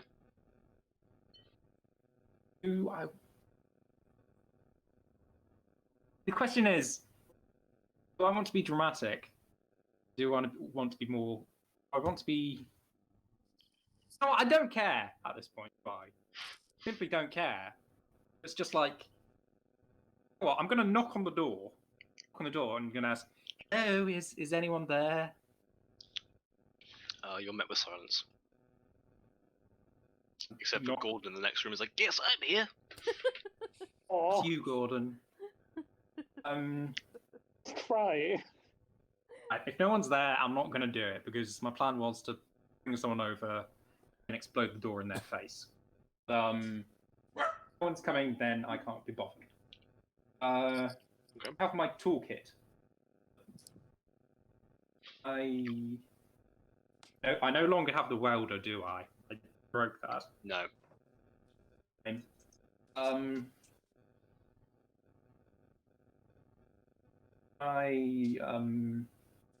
have a hammer? try and use some. Use the back of the hammer to pop the bolts off. Yeah, can I try and do that? Sorry, what was the suggestion? I use a hammer to try and the bolts off. I don't think they leave you with a hammer because that's feasibly a weapon. So Wait, does my toolbox it count as like a thieves' tools? it's kind of it's not. It wouldn't count as these tools. No, it's kind of I guess like the closest thing would be maybe Tinker's tools. Okay. So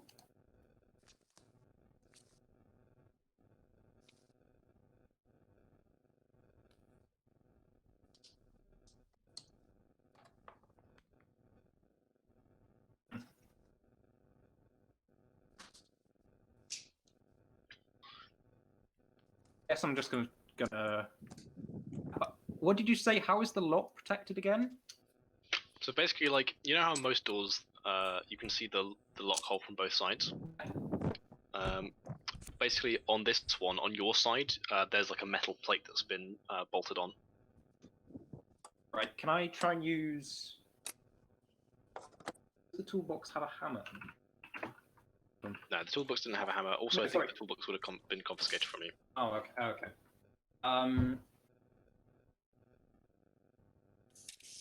That reminds me, there's a picture I need to show you guys. My dog's barking. I'm gonna have to go see what it wants. Tell them they're a good dog. I'm overthinking this, aren't I? I'm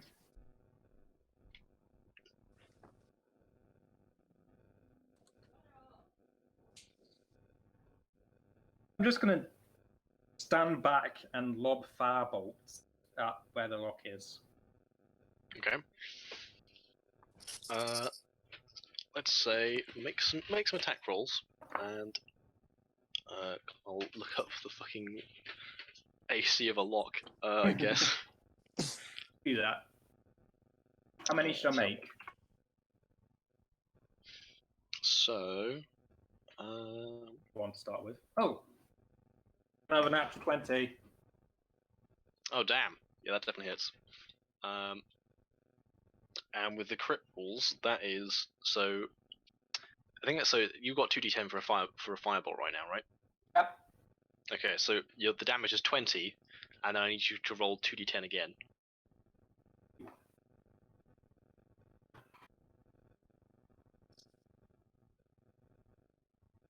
Less exhilarating. 27. 27. Okay. So let's have a look. Yeah, there's no way in hell that's got more hit points than that. So you kind of you like point one of your hands towards the lock, kind of squint and like release this concentrated gout of flame that just burns through the door. There is now a hole where the lock used to be. Hey, can I push the door open? Yeah, as you kick it, it kind of like swings open on its hinges, kind of smoke trailing as it swings open. In the next cell, you can hear Gordon kind of like scratching something on the door, and then a moment later, you see the door disintegrate. Well, okay then. He could just do that to any of them. I'm going to ask him. You going to need or sell bricks? I guess cast magic. Well, sometimes, not always. He like you can see he's got a couple bricks up like under his arms.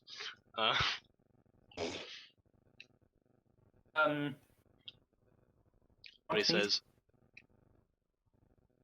"Over here, this is where they kiboshed it." And he like he takes you over to actually hang on, I'll get a screenshot of where you are actually because you're in the area. Oh my god, I'm in the area. So I'm going to cut it off with a bit that you can't see, but so you're in the hang on campaign chat, wrong chat. So you're currently in the bit on the left with all the cells. Right. But where is the room with all our shit? He points up the stairs. Guess we go up. It's a set of stairs. All right. It's kind of odd watching Gordon run because like he's kind of got these like bow-legged, like high stepping run as he kind of scuttles along. He's surprisingly quick, given that he's carrying like 4 or 5 bricks with him. But yeah, as you kind of race up the stairs, well, he races up the stairs ahead of you, and you can see him say, "God," and then runs back down the stairs. Okay. Why did you come back down, Gordon? There's a thing in there. That's helpful. What kind of thing? It's got big green teeth. Oh no. Mike, can I? Just gonna say, Gordon, could you stay here for a second? Can I stealthily try and make my way up the stairs? Make a stealth check.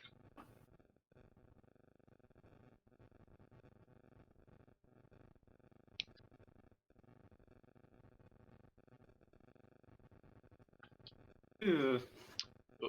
Okay. So as you kind of make your way up the stairs, like one of the flagstones kind of comes loose, and you nearly slip over. But the clatter of the stone is enough to alert what you recognize as the creature you met before in the other room when it jumped into the vents. However, this time round, it looks like it's grown in like an extra limb. Ooh. And it turns to look at you. You can see that like it's currently got a couple arms pinning down the corpse of a burly-looking Dirk. Question: did anyone cut off something off the monster earlier? No. I don't think we did. I know we did So a it's big not. gash in it though. So it doesn't. It It was pretty badly wounded when it ran off. might have hide walls then.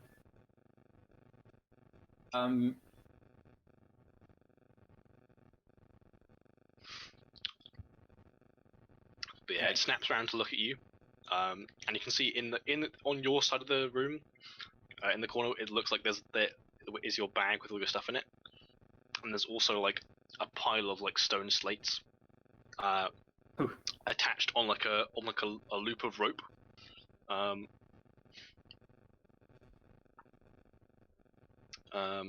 How big is the room? Give me a moment. The room is 20 by 20 by 40 feet. The monster's at the far end, and your stuff's next to you. Good.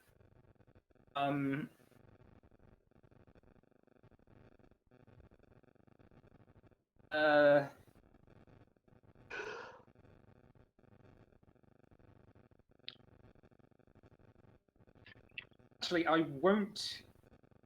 I'm not going to use a firebolt. Fireball, I mean, because that seems a bit of. Well, is it? What would burial do?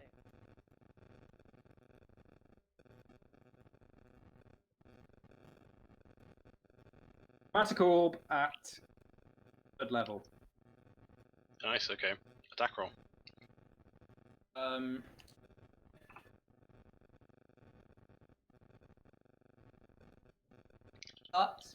But I'm going to use my meta magic feature, Unerring Spell.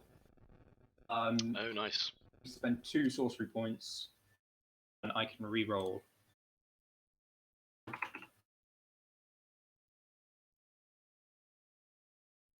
Nice.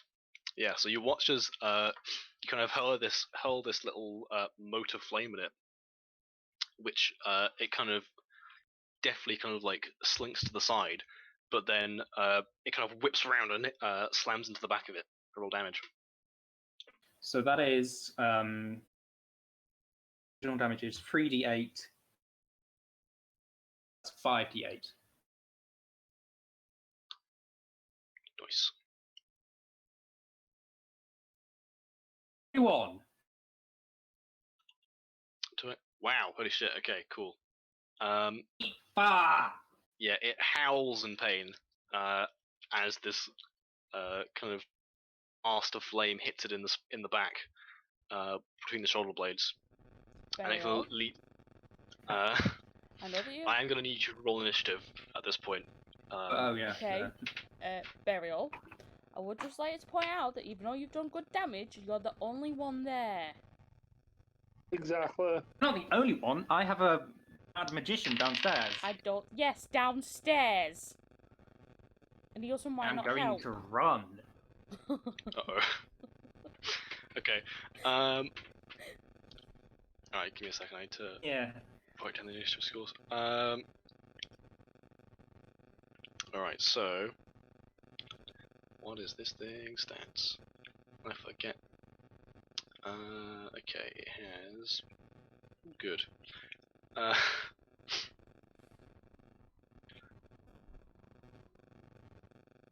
And 4. Cool. Alright, so this is going to be fun. Alright. It's the monster's turn first. And I need to check what the stats are because they're in a different part of the page. Which is great. Okay. Where the fuck is it? Oh, there it is. Okay. Yeah. Alright, so yeah. It's the monster's turn first. And it is going to attempt to try and tail spike you. As it fires 3 spines towards you.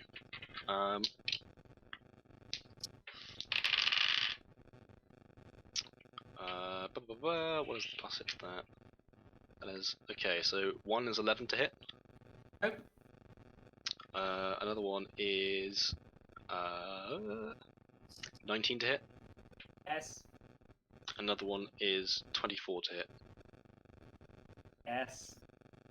All right. Jeez. Good to know. So image. Where's my d8s? There you go. So you take 15 points of piercing damage. I'd like you to make a Constitution saving throw. Okay.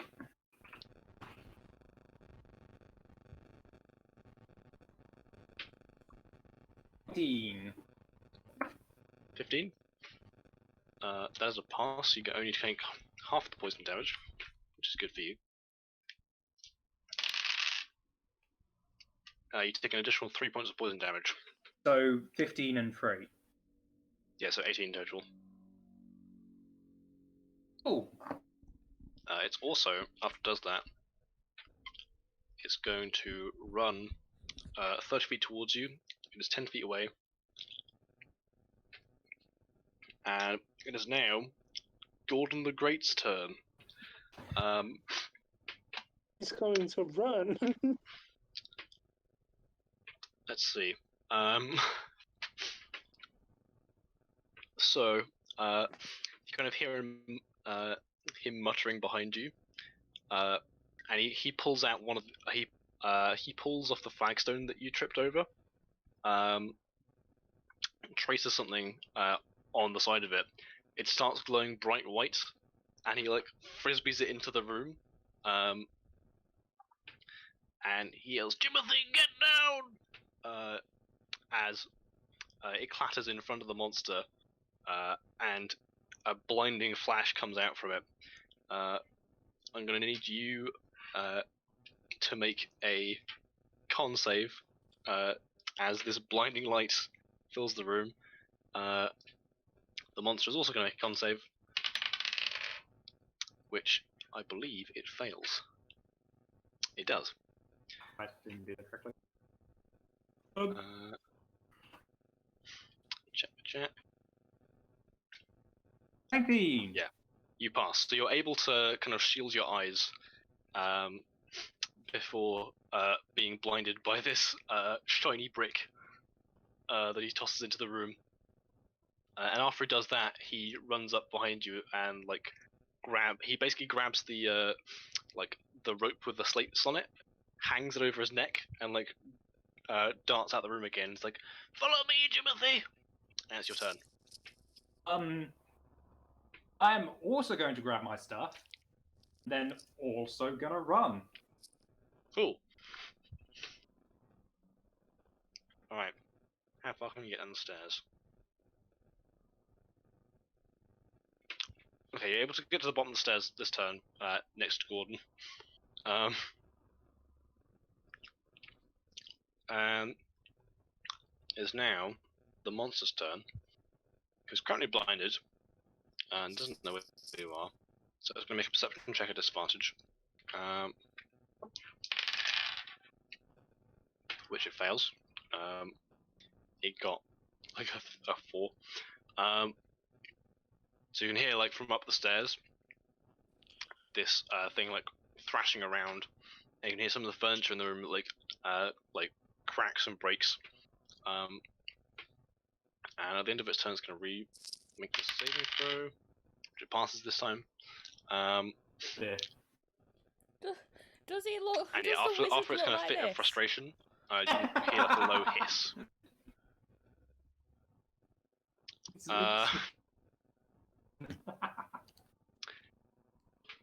A little There's bit. a lot more to it. His robes aren't as nice. He doesn't have glasses. He doesn't have a hat. And also he doesn't have shoes. But he's basically that. Kinda, yeah. He's also a lot older, I think. Like he's a he's a wrinkly boy. It's like what would happen to that dude if you aged him by like 100 years. But yeah. So it is now Gordon's turn. And he's just gonna fucking leg it out of the room if he can. So yeah, he sprints towards and he can get to the double doors, which he kind of crouches behind, and you can see him like shuffles through the slates on his necklace, but can't do anything this turn. Burial, is your turn. I'm gonna run up. Is the door locked? Tell if the door is locked. It's they're double doors. They don't appear to be locked or barred. I'm also going to say, is that really going to stop a giant green and black monster? Can I peer through the doors? Like open them slightly and just sort of look through. Make a perception check and a stealth check. Perception check first. Wrong chat. What though? I can see you typing in campaign. Yeah, wrong one. One. Perception. 4. 21. Stealth is plus Nice. 1. Jesus. Damn. I feel my luck is kind of all over the place today, but it's very good. No, this so is where you far. want it if you're gonna have it any time, you know. Yeah. So yeah, you kind of stealthily kind of crack the door open without drawing any attention to yourself, and you peek through. You can see inside from a passage on the opposite wall, from the opposite side of the room. You can see a procession of cultists coming in, holding aloft the kind of writhing body of some sort of prisoner from a different room, as they kind of like, you can see they're kind of like, it's almost like on a stretcher, but they're like tied down, and like the cultists are like holding them over their head, kind of chanting, as they kind of ascend the steps up to the altar. That's what you can see.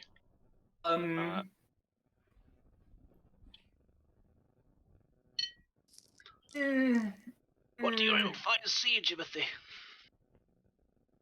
They have a prisoner, and it looks like they're going to sacrifice him. Oh, interesting. Okay. Should we save him? I don't know. I would recommend not, considering it's only you and a crazy wizard. Well, the fact of the matter is that we're going to have a giant green beast running down the stairs after us in a second. So we're probably going to have to go through this room. So we're going to be going through anyway, so we might as well try and earn that mutual good alignment.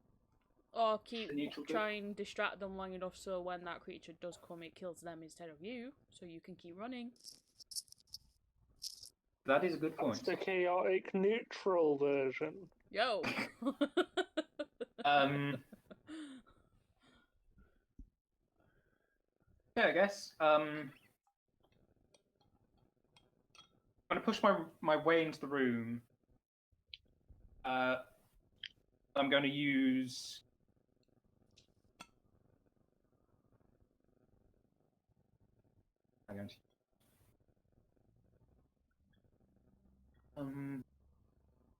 I will say that you don't have enough movement to get very far into the room.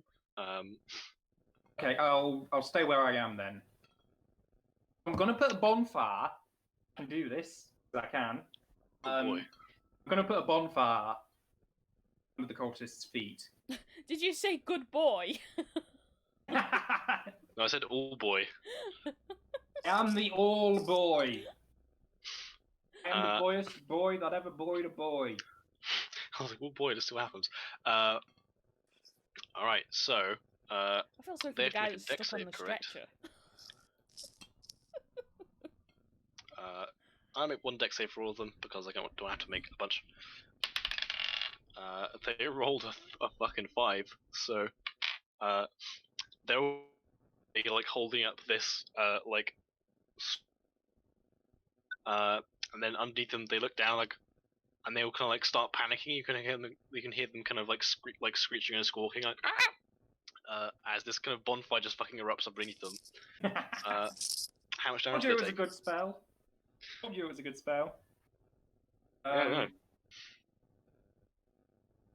1d8. Oh no, wait, it's 2d8. Yeah. Level 5, baby.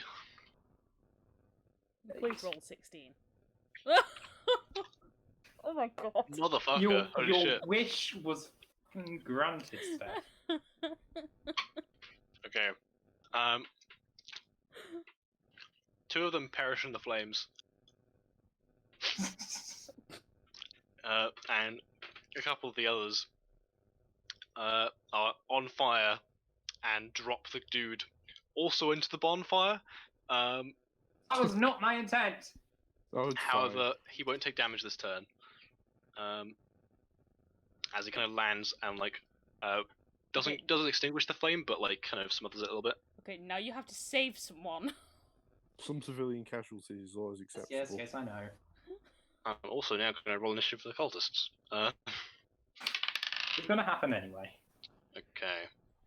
They're at 15, so... Still after Gordon. Alright, so... That's the end of your turn. After that, it is the monster's turn. If you will. Do some stuff. This is a very burial episode today, isn't it? It is, isn't it? Kind of, yeah. Well, like she's in the most peril at the moment, so it kind of makes sense. But yeah, so behind you, you see this kind of this creature with pitch black skin and these luminous green teeth. With you recognize at least 2 extra limbs now. Kind of hiss as it kind of slinks down the stairs, and it's going to use its action to dash, so it charges up next. I think actually, hang on, it can't get far enough because it was already a bit far into the room, so it ends up about 15 feet away from you. Amazing. But it is looming over you. I'm going to get a picture because it's vaguely based on. Have any of you guys watched Attack the Block?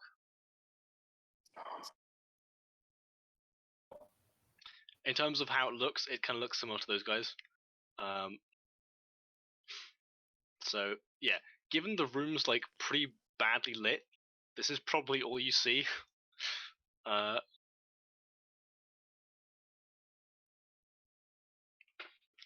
Okay, I'm guessing it's actually green. Yeah, it is green. Ooh, That is not fun looking. nice.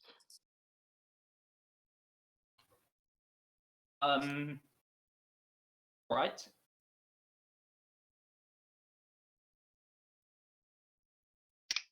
All right, so that's its turn. It is now Gordon's turn.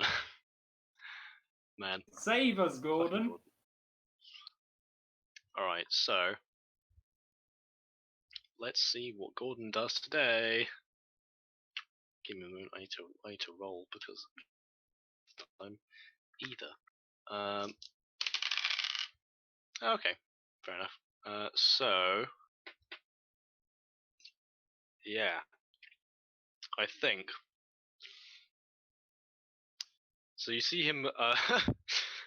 He kind of like he basically like flicks through his slates like almost at random. Picks one out, kind of like squints at it for a second. Is like, ah, yes, and then starts. He draws a big circle on one of the doors. Inscribes a rune in the middle of it. Gives it a kick, and the circle of the door kind of pops out and clashes to the ground. And he jumps through the hole into the next room and sees the cultist and says, "Oh, bugger!" And I think, can you do anything else? You see, yeah, I think yeah, he's just gonna like he tosses one of the blank bricks in their general direction but misses. And it is now the cultist's turn. Right. Two of which are going to, seeing Gordon as the only person in the room, are going to assume it's him casting the spell and attack. Let's see. That's a lot of attack rolls actually. These boys be shamans. Here we fucking go. You just got your new friend killed. Okay, here we go. Right. He does in case I Bagsy first his book. Oh my god, that's some Nice. surprisingly new rolls. It's a rock. And Bagsy first his rocks. Yeah, he's got a rope necklace around which are several like kind of like A5 slates with holes drilled in the top of them. Good fun. Right, what is the attack bonus for these boys? I want to say it's +5, but I could be wrong. Let's scroll. Alright, so they have. Oh, it's only +4. Okay, cool. In that case, I believe only 2 of them actually hit. Miraculously, Gordon be dodging. Which is yeah. So you see, Gordon he kind of like nimbly dodges out of the way of about 4 of these kind of arcane bolts that fly towards him. It's like, ha, fuck you, and then jumps off the wall and gets hit by 2 as he jumps, and lands on the floor. Shit. He seems relatively okay though. And yeah, the cultists are also gonna actually. So bonfire goes off at the start of the turn, right? Might be the end of the turn. Hang on. Spell Yeah. on If they fire. end its turn, if they end their turn. Okay. Yeah. In that case, they are going to step out the flames because they're not idiots. Only they were. Yeah, they leave the charred corpses of the other two to burn. The dude is gonna frantically try and escape his bindings. He can't though, so he is gonna take the damage. Oh, bye sacrifice. It was a sacrifice for my freedom. Yeah, roll 2d8 and hope you roll low.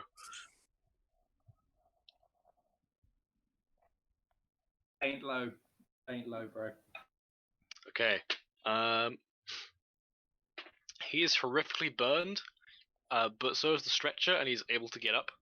However, he's only just fucking hanging on to life at this point, as he kind of rolls away from the flames and tries to head out the door. But he can't this turn. He's still prone. All right. With that, it is your turn, Burial. I am also gonna jump through the hole in the door. But make sure I say to Gordon, "Do you realise the door was unlocked, right?" Yes. And then, how close are the cultists? They're about 10 feet away. How many of them are close? There's currently only 2 still alive because most of the other ones were like puny acolytes, and they've only got like 11 HP. So And perished in a bonfire. yeah. I'm gonna cast Dragon's Breath. Nice. Okay. So cast it on So- myself. Blah blah blah. I'm choosing fire, obviously. They're gonna make some dex saves. The save is 15. What is there? I don't think they're gonna make this. So that is an 11 and a 9. Nope. Cool. So yeah, Gordon watches on in amazement as you kind of exhale a gout of flame from your mouth, and kind of sear these 2 cultists who are not dead but are very badly burned. Very badly burned. Alright, so yeah. They do be angry. You doing anything else? Running for the door. Alright. Which door? There be 3. There's the one you No. There's the one you were dragged through originally. I'm gonna go through that door. I think. Okay. I'm gonna wave at the sacrifice. Yeah, this door. This door. Alright, cool. He knows which way we're going. Yeah, he just kind of like screams in pain. Whoops. And yeah, you kind of burst through the double doors and you find yourself in the workshop that you were in before. Currently there's no one in there. However, the door to the study that you were turned to stone in, when the door used to be open, is now closed. And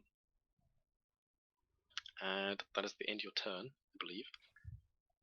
Is now the Master's go, which bursts through the doors, splintering them.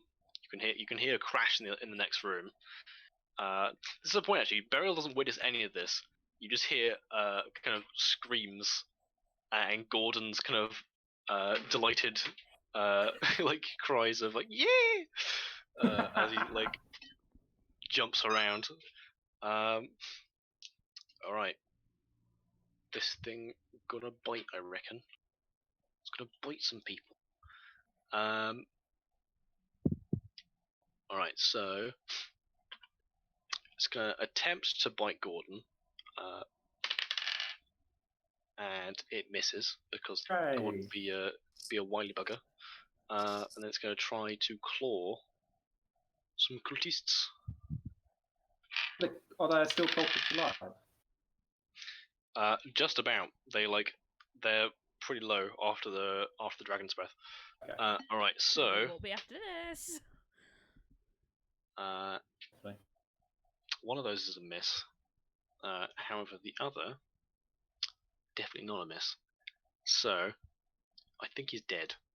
I'm pretty sure he's dead. I'll roll anyway. We'll see. Yeah, he's dead.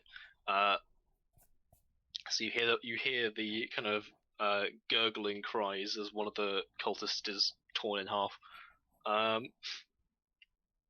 And the other one, its panic squawks as it ducks out the way of a sweeping claw.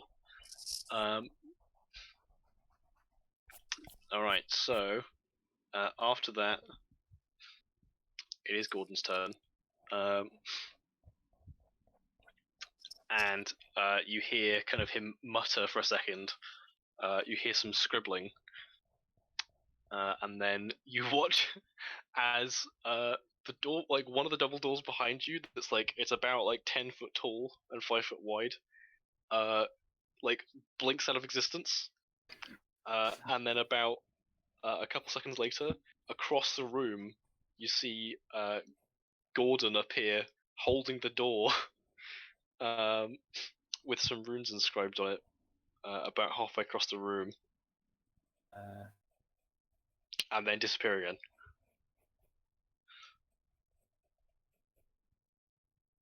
As he seems to phase in and out of existence intermittently. It is now the last remaining cultist to go. He is going to... actually, he could have used his Thormic Vortex last turn, so he's going to do that now. Yeah, he's going to rebuke the boy. So it makes a dex save, which it passes. And... yeah, it doesn't take any damage at all. Alright, it's going to attempt to run, because it's panicked. It's just going to disengage and run away. It doesn't go through the same door as you did, though. The sacrifice dude crawls into the room you're in, and it is your turn, Burial. You can see the creature now glaring at you from the missing door. Gordon is nowhere to be seen. What do you do? Do I know that the others went into the vents? Make a retroactive perception check. Yay!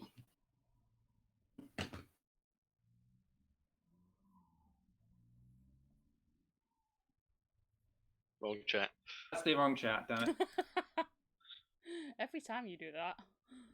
Fine. Yeah, you don't know where they went. It is a mystery as to where they disappeared off to. You just know that they weren't captured by the cultists. No, I'm just gonna go into the vents anyway. Alright. Just route. So yeah, you pull off and climb in. Do you put the grate back behind you, or do you leave it open? I don't, and I grab the sacrifice guy and try and drag him along. Alright. I feel like I kind of need. He screams as you kind of touch his burns, but he doesn't resist. Good. He appears to be a dwarven man, but he's wearing just singed rags at this point. So yeah, you and him are now in the vents. Do you close it after yourself now, or do you still leave it open? Was it? All right, cool. So at the end of that turn, it is the monsters go. I do realise that I've left Gordon behind, but he's a You mad. also don't know where he is. Yeah, he's a mad wizard. He can do whatever he wants. Yeah, he basically like you saw him like the door vaporized, and then he appeared with the door in the room, and then he basically just like turned to mist and then disappeared. So you have no clue what happened to Gordon. So yeah, the creature comes into the room, tearing off the remaining door. It kind of looks at the like the shadow beams and snarls, and it's gonna make a perception check. I'm gonna need you to make a stealth check, as you kind of like hold your breath and try and stay quiet in the vent. Oh dear. Uh-oh. Okay. Let's see if it is imperceptive enough. Minus to perception. So no, okay. It rolled low, but not low enough. You kind of like have that. You kind of have your hand over the over like the burnt dwarven man, but like he kind of like panics and starts hyperventilating, and you can hear like the hiss of this creature kind of like snap and like kind of come closer to you.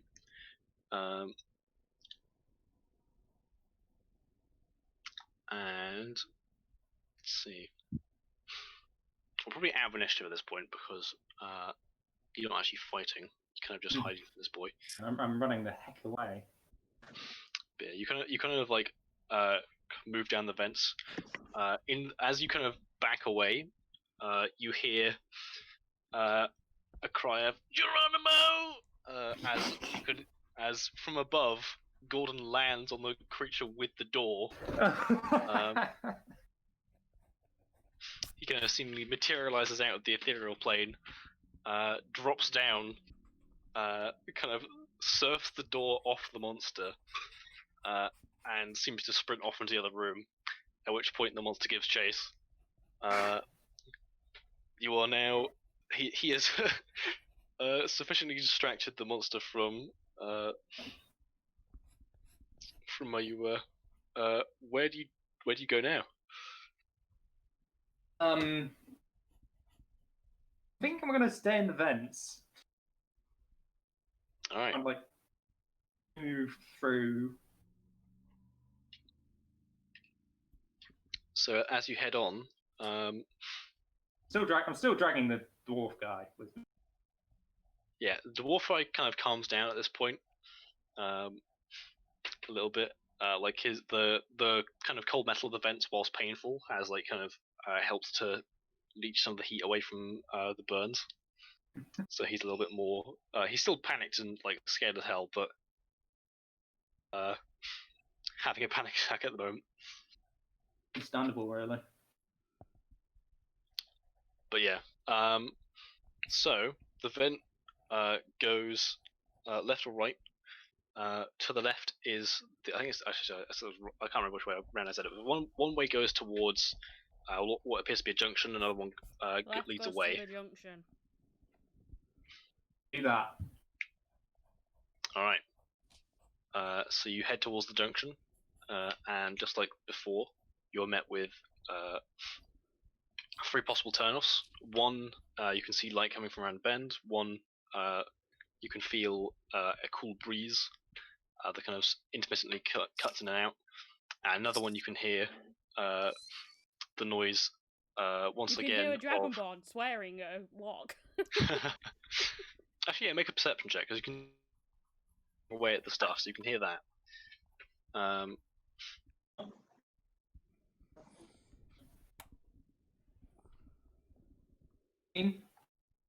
16. Okay.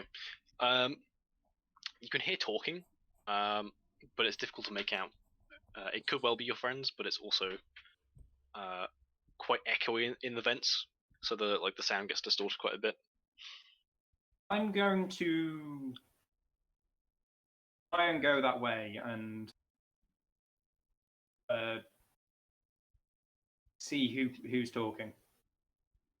All right. So as you make your way down the vents, you find yourself looking down into a room which appears to be a forge, and you can see Reaver is crouched next to an anvil that has a fire genasi man chained to it who's hammering on some stuff. I tried to draw the creature, but I was on a phone call, so I missed you actually saying what the creature was inspired by.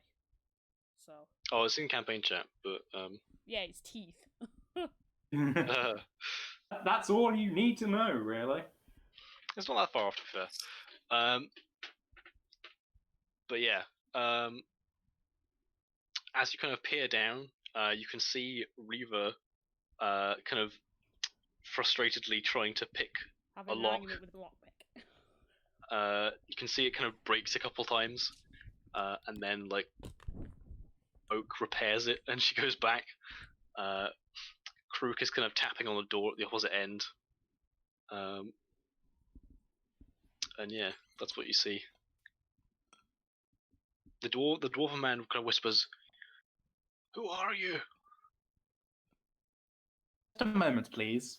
And then I lean over and yell, Crook, have your attention for a second. Krook, you hear from above the sound of burial. Sound of burial. Right. It's like the sound of music, but substantially shittier, and it includes more fire. Nice. Yes, If I throw someone down, could you catch them? probably. The dwarven man kind of like startled, going, "Oh, what? What?"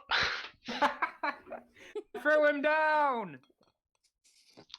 Do you push him down? Krook, do you try and Just catch him?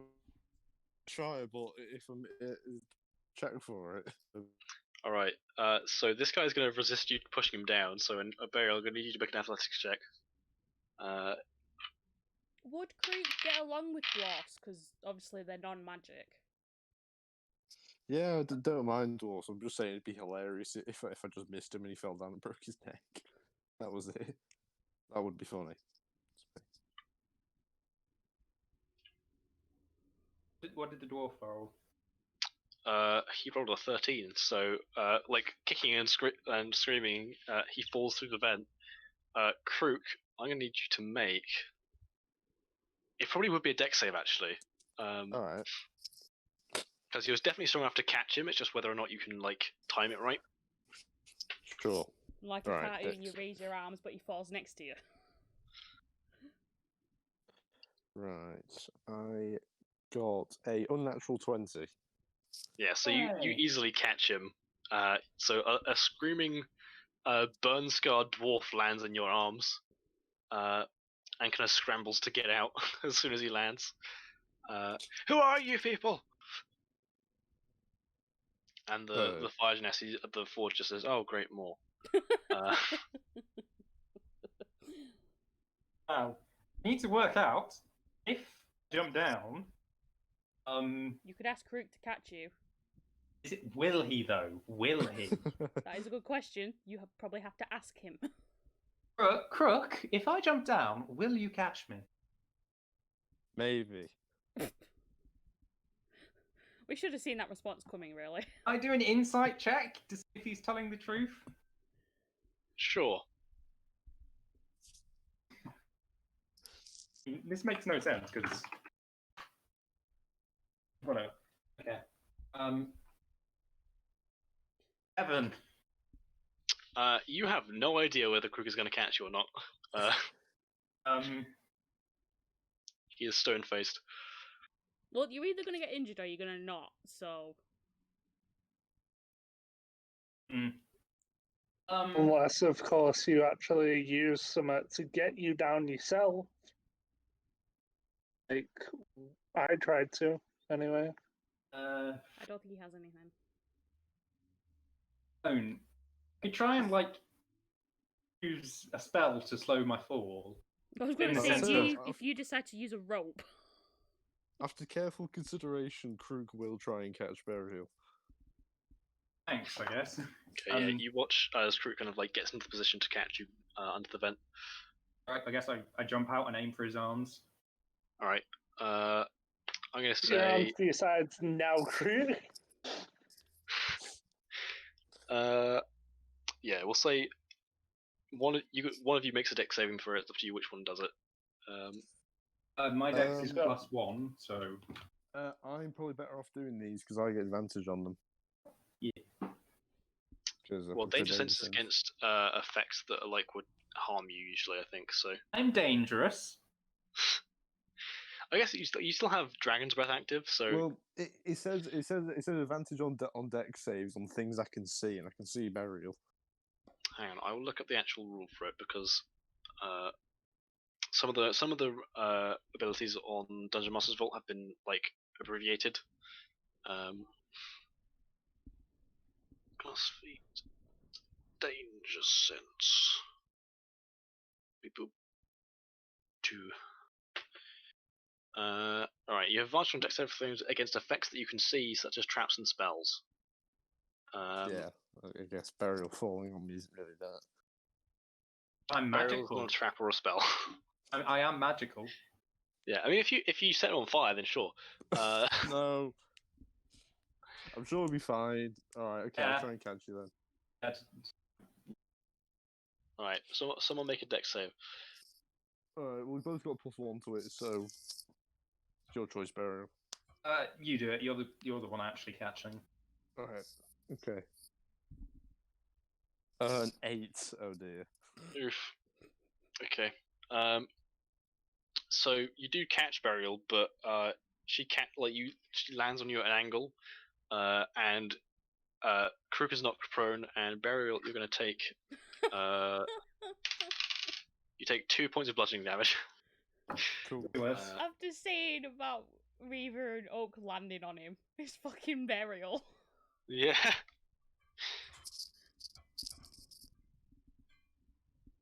Right. All right. So you are now reunited once more.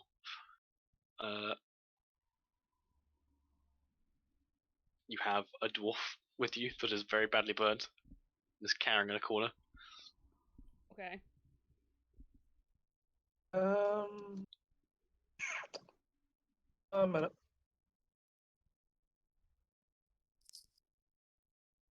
I want to ask the blacksmith. Can you remake these lockpicks with these materials? Would they be strong enough to pick that lock? Maybe, but it would take time. How much time do you need? To forge new lockpicks would take hours, maybe. Okay. Well, there is a giant monster on the loose, so we may not have that time. What? Well, you don't need Monster. new lockpicks. I can just keep mending them. No, if the lock's more complex, it might need stronger lockpicks to get through the complex part. It might just be like your skill level. I don't know. Make an intelligence check, Reaver.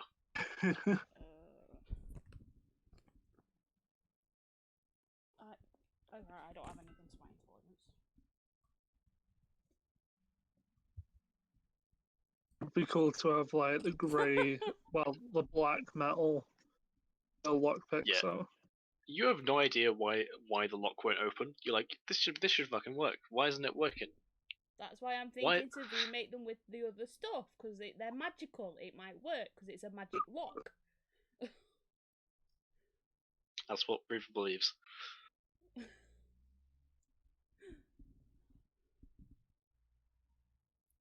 Anybody any ideas? I got nothing. Nice. well, if it's, why don't you make an Arcana check then? If you think it's magical. Should I do an Arcana check? It would help someone Well- that can do Arcana to do it, because I have +0. Yeah, I can poke at the lock and try and work out what's going on. Sure. I've got a +1, but that's about it. 5. Alright, so, with Curse of Examination, you're not sure what it's made out of, but it's probably not magical. From what you can tell. Great. It just seems to be pretty, well made. I try and burn it. It's Like, metal. Oh, he's That was the door of my cell, and I burnt that. Yeah, You no, in thought all I had fairness, a good idea. You do realise it's attached to this guy, yeah? No, So the if you're hot heating guy. the metal, if you're heating the metal or trying to burn it, it's going to inflict pain to him. it is on the opposite end of the chain to where he's attached to it. It's the lock is on the anvil, not on the shackle. Would he not want to either do heat metal or fireball, though? If you did You're heat metal, right next to him. it'll hurt him. That bolt. That bolt. Either way, it'll hurt him. No, it won't. Look, he just said that it's not next to him. Yeah, the chain's about 10 feet long, which limits him from like really getting anywhere close to the door, but otherwise gives him a decent access to most of his workshop and his sleeping pallet. You're right on ahead, then. Yeah, it's up to you what you want to do. I want to firebolt the. Make an attack roll. He is an air genasi, so he's probably already tried fire. You know, and if the furnace didn't work. Well, Okay. Also true. Surprisingly, you actually fucking hit it. Or you could just, get a 24. Only just. Roll damage.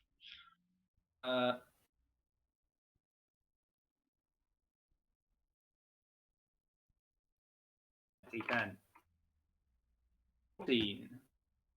Nice. So, kind of from close range, you kind of fire this kind of tiny, kind of concentrated shot into the mechanism, which surprisingly does actually it doesn't melt it, but it does warp it. And kind of it doesn't pop the lock open, but you do manage to kind of do some damage to it. And you think that it might be easier to get at with a lockpick now. Okay. Yeah, I just turn. There you go. Have fun. Yeah, just so you're aware, the AC for the chain and the lock is 23. Fucking hell. Well, then, and I thought my AC was bad. It's a bit of Okay. adamantium, man. It's real fucking difficult to hit. Okay, she sort of does a little snarl at Burial at the cockiness, but then goes pick locks. Lockpicks. Alright. Thieves' tools check. I've forgotten what it is. It was +8, wasn't it? Yep. 24! Hey. That would have been enough to unlock it before it was broken. So, with enough kind of you kind of jimmy it a little bit, and with the extra room that Burial's made with the firebolt, you're able to kind of stick the lock, and you kind of dodge the clamping mechanism, and unlock the shackle and kind of take it off the anvil. There is still a chain, an adamantine chain around this guy's ankle. Yes, but he can move. But he can now get a little bit further into the room if he wants to. There. Now you're Good. semi-free. He kind of shrugs and says the door's still locked.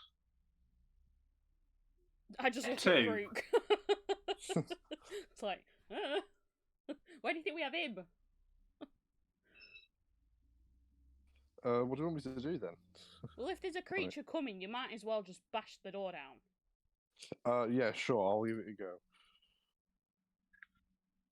Alright. Are you attacking the door, or are you just gonna try and shoulder barge it, or what? I'll attack it, I guess. Alright. What with? I think if I use the axe, I reckon to should bring down the door. It's probably better. You need to give your axe some love. You've not used it for a while. Yeah. Sure. Right, I'll use my axe then.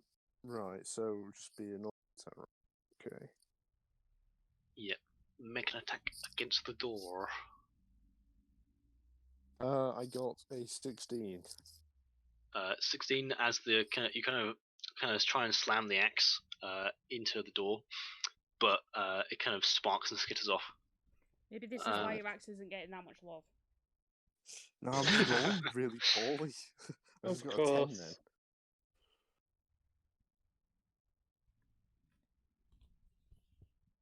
Right, any more ideas? Because that didn't work. You can try hitting it again. Is there a lock that I need to pick? Well, it is locked, so It is locked, yeah. Because I wouldn't think I they'd could have the lock on this side of the door. So No. Also, this door doesn't, unlike the cell door that Beryl had, this one seems to doesn't like it was designed to be locked. But looking through the bars on the outside, you can see that there's like they've bolted on like a bar onto the wall, and they've kind of like taken like a big old kind of padlock style thing and attached the handle of the door to that on the outside, which kind of forces it shut. Oops. okay. What's the door made from? It looks like just like iron, maybe. what are the walls made out of? The walls are mainly stone. Okay, so That's natural. Can you do something with it? no, I'm actually thinking of something because I might be able to do something, but it depends if Jacob let me. Hit me. So, meld into stone. Yep. Would I be able to pass through the door because I'm technically part of the wall, then just go around it to see if I can unlock the door from the outside? Let's have a look. Alright.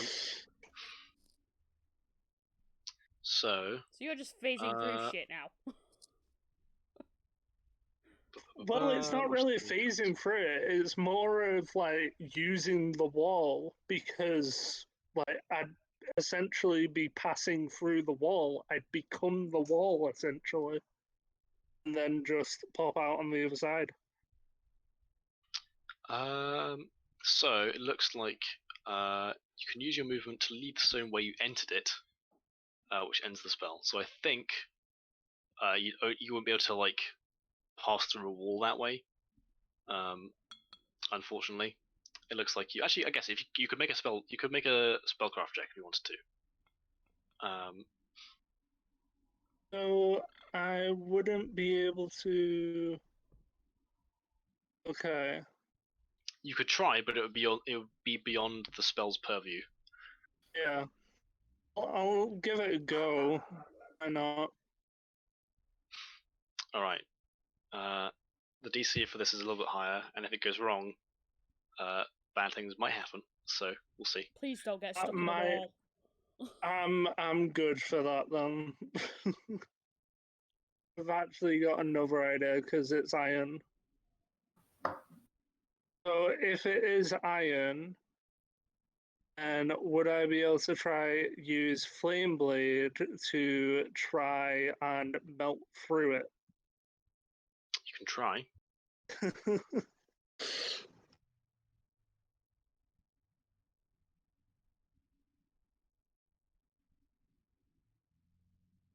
What else like coming up with ideas?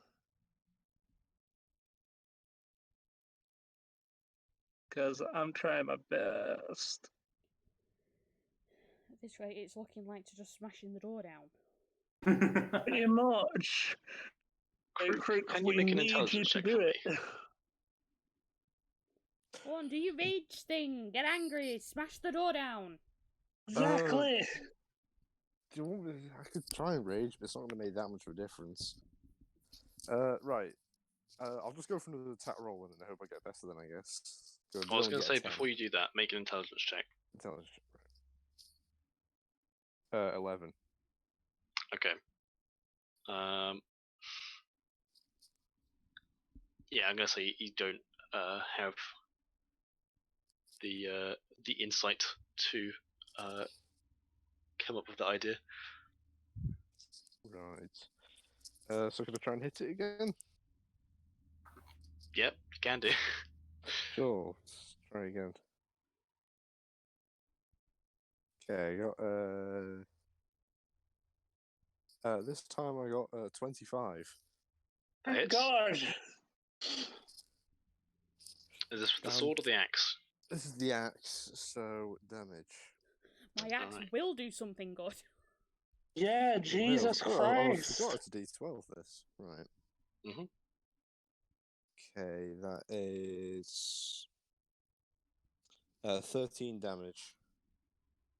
13 damage. Give me a mo. I need to look up my fucking damage thresholds again. You guys have been punching a lot of inanimate objects recently. Terribly sorry. Alright, let's have a look. So, object hit points. Okay. I will roll for the door's hit points.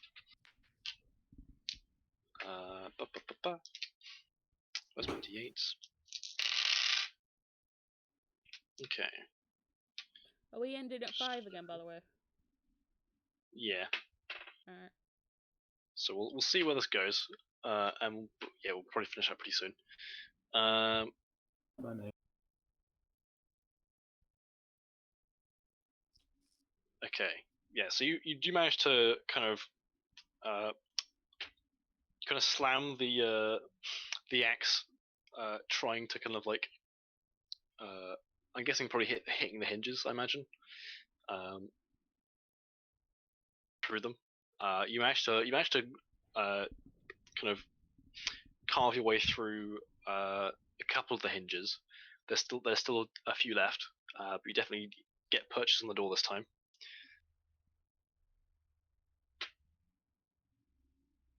Well, at least that's something. So I've done some damage to it. Yeah. So I'm guessing like the intelligence check was to see if I could find a weak point in it or something. There was something else actually, but Okay. Yeah. Good.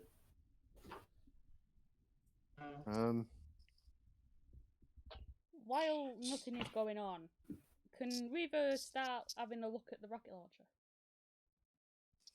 A rocket launcher. Yes, I still have the rocket launcher. you can do. I will say, however, that's going to take more than a few hours to learn. Oh yeah, I'm sort of like, can I not do it like when there's a free moment and like slowly build that up? I guess. It's the kind of thing like it's the kind of thing you do during downtime, but Well, I consider this downtime. We're not doing anything. The crook's hitting Okay. the door. We're breaking out. you can make an intelligence check if you want. I must, yes. Someone make a check and see if they can find it. I think. I'll do it. I'm good with it.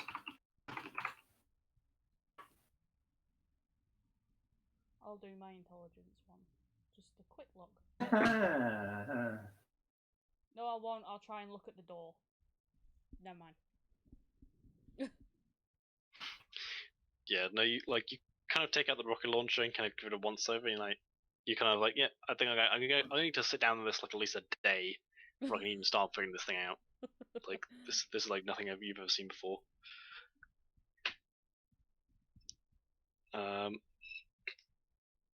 Yeah. Can I have a look at the door? You can do. What am I rolling? I don't know. What are you rolling? To find the little weak spot that every single one I find. The intelligence check I asked Root to make wasn't for the door, so What was it for? you don't know because he didn't have the idea. It's basically like if I ever want to remind you guys of things you already know, or ask you to make like insight or intelligence checks, be like, oh yeah, by the way, you have this thing. But then I'm like, no, you rolled too low, you don't remember. Can I look out the window of the door and see if there's anything there that you could probably grab with the grappling hook? There's the kind of bolt. There's the part that the lock is bolted onto on the wall, and there's stairs up. Okay. Where did stairs go to? You don't know. You can't see the top. You can just see like torchlight filtering down. Oh, because we're stuck in this room. Oh, okay. Sorry, I thought it was in this room.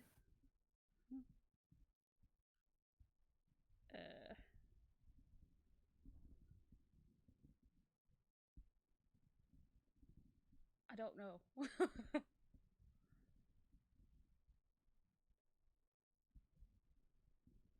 it's just keep wailing on it. One of you two not melt the metal. Does that melt metal? Yeah, can you not heat the metal so it melts? It's an iron door. Oh, can I again and firebolt the door? Sorry. You can try. Is there like a weak point? Probably where he's hitting. Crooks hit the hinges. Yeah, can I aim for the But- hinges? Yeah, you can aim for them. 3? Now you roll high. 23 does hit. Roll damage. 1, 2d10. 7. 11. You melt off some more of the hinges. This door's pretty sturdy though.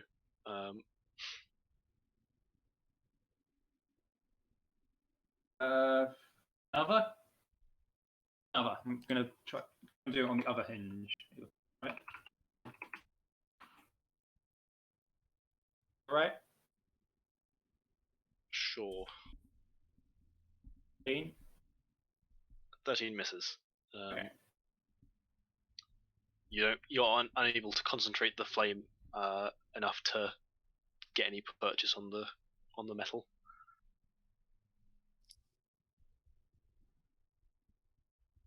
Meanwhile, I would like to know what Smick is up to. Oh yeah, Smith. So he's just chilling. Just chilling, been sad. Yeah. Sit near me. Comfy. Be near mummy. I'm going to see if. Actually, I forgot about that. All right. What's everyone's passive perceptions? 21. 14. How? Why is it so high?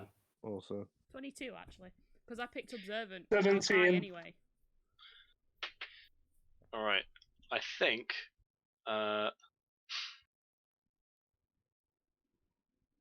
Most of you. All right. So I'm pretty sure most of you spot this. So as you've been kind of like shooting flames towards the door, you can see that the brown mold is very slowly spreading across the floor towards it. Ah, right. That's the. I didn't fully hear the explanation for that before. Is that dangerous? Not really. It just felt really cold next to it. We was going Yeah. to ask what's that to the fire genasi. He kind of shrugs and says, "I won't go near it." Could I do another nature check? We already know it's brown moss. That's Do you go over and have a poke around with it, or? well, I don't know if it's worth it really. It's up to you, man. I think like you've pretty much gleaned as much as you can by like just thinking about it. Exactly. As So a nature thingy, can you not like eat a piece and you learn a sample from it? You want to eat a piece? I don't that's really true. eat. That's definitely true of I'm- potions. I was about to say I don't really eat. I don't like no, that's what do I mean. that. You don't eat it, but you put it in your mouth and it scans it and whatever, and you get a sample from it, so you know what it is. Why would I need a sample from it? We already know what it does. So you know what it does. You just know that. You know but now what you it fully know what it does. does. You know what it's made from. Well, why is it important? It's literally just reacting to the heat, like we found out before. Because it could be important. I try and throw a Yes. fireball directly Go at on. the brown mold. Just like Absolutely, you can. Give me a second. Look it up. All right. So good. okay. So yeah, as you fire a fireball at it, you watch as the flames touch the mold. The flames are like consumed by it, and it spreads 10 feet towards you.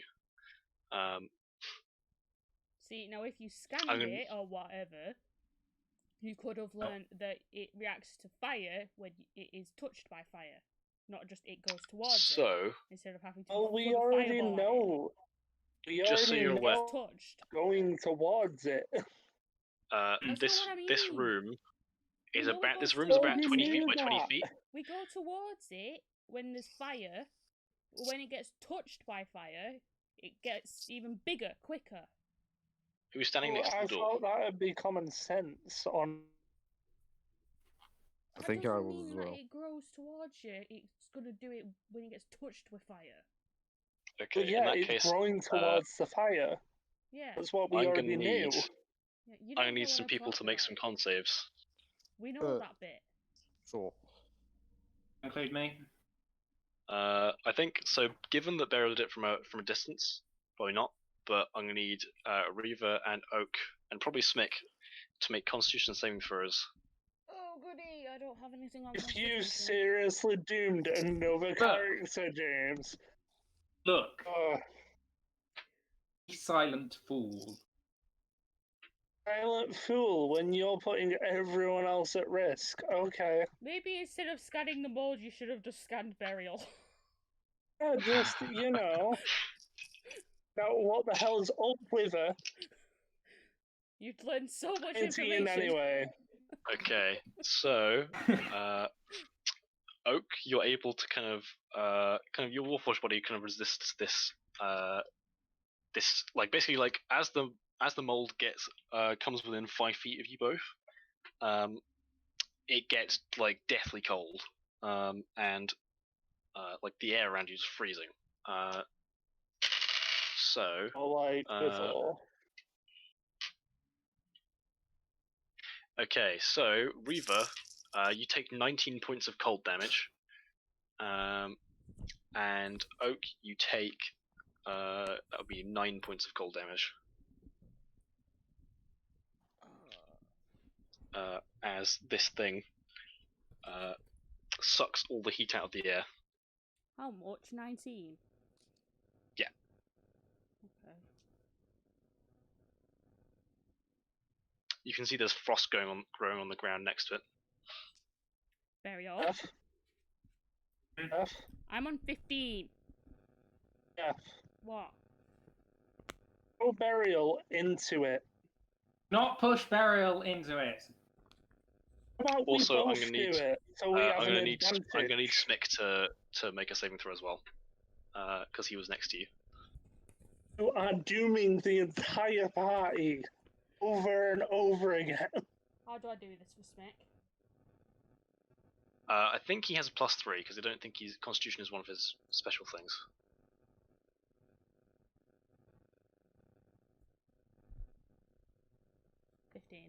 Okay, Smick saves. So, I need to look up the rules on what happens if he saves, because I know it takes health points equal to. Actually, fuck, oh, damn it, Matt Koval, why'd you gotta fucking make a different system for this? All right, let's have a look at the boys. Where in the book are they? I'm in the wrong part of the book. God damn it. Because I need to know whether Smick is unconscious or not. You are And now dead. you're knocking Schmick out as well. Christopher just wasn't enough, was it? Now I feel bad.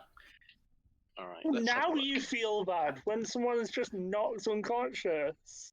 Oh, when Smick is knocked unconscious. But it's not enough to kill someone. Okay. This is neutral good we're talking about, though. Not evil in the slightest. Okay. I am actually very annoyed that so many of my actions are killing people. It's just silly. We don't intend to. Well, Reva's already got like a problem with you. If you've doomed Schmick, she's guaranteed to be more aggressive. Yeah, Let's that's have a fair. look. Just runs in with a character. All right. So, yeah, Smick loses 1 health level. Okay. Um, I think he's on 2 now. You're lucky because if he had taken, if he'd failed, he would have taken more, which would be real bad. But yeah, also, it doesn't stop being cold, so I'm assuming you step away from it. Yeah, Reva like immediately scoops Smick up and moves him away. Goes away from it.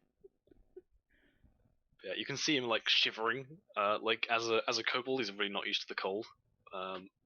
So he's having a bad time. Reva's gonna turn to the Quazzle and go, "You can kill her now." The Quasit. I forgot you had the Quasit. Holy shit. Mate, the Quasit would have 100% been harassing the blacksmith. Because he's a little shit. I think actually, yeah. At this point, if the Quasit's here, I think it like. Hang on, I need to look up the stat bar for a Quasit real quick. Because they do be fun.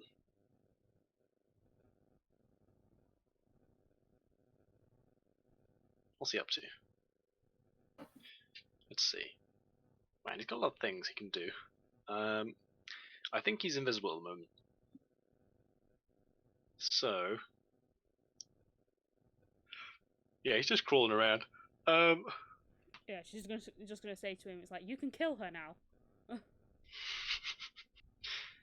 I don't think I think it is scared of burial, so it probably won't. Just Why yet. is it scared of burial? Well, you melted some hinges off. Oh, yeah. You were the one So that was attacking it it knows you have originally. magic. And you're the one who's because it's seen Oak do some magic, but nothing like super offensive yet. I think it'll get on good with the dwarf. I just kind of The dragged dwarf on is like he's kind of in shock. This room's getting crowded actually. There's like fucking 8 of you. I was gonna say he's stuck in a room with a bunch of crazy people that are trying to knock on the door.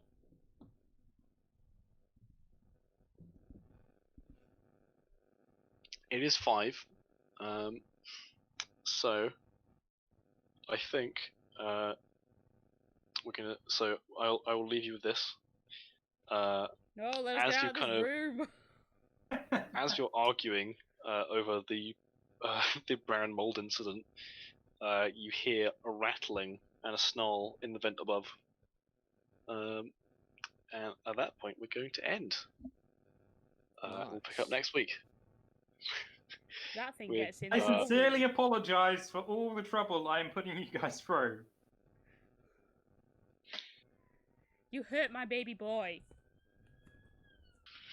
But yeah, You're gonna love what I've got planned for the next session. That's all I'm gonna say. Oh dear. that's my catchphrase. I do want to ask though. I will like talk to you in a sec, Jake.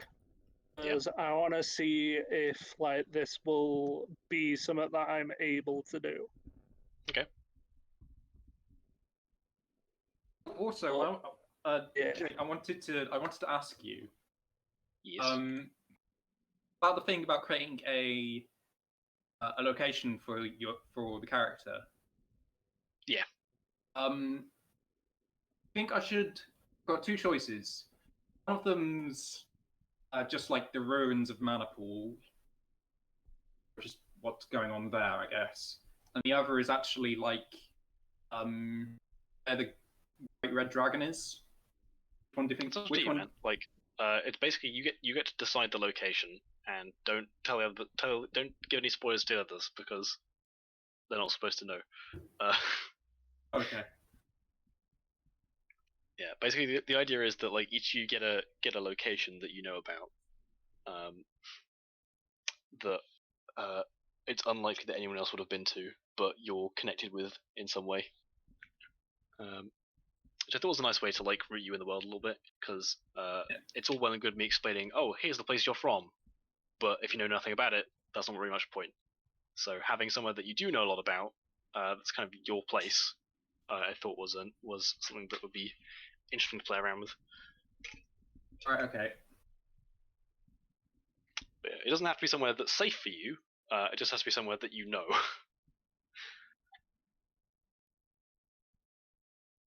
But yeah, not sure when have we stopped streaming, Steph, or are we still going?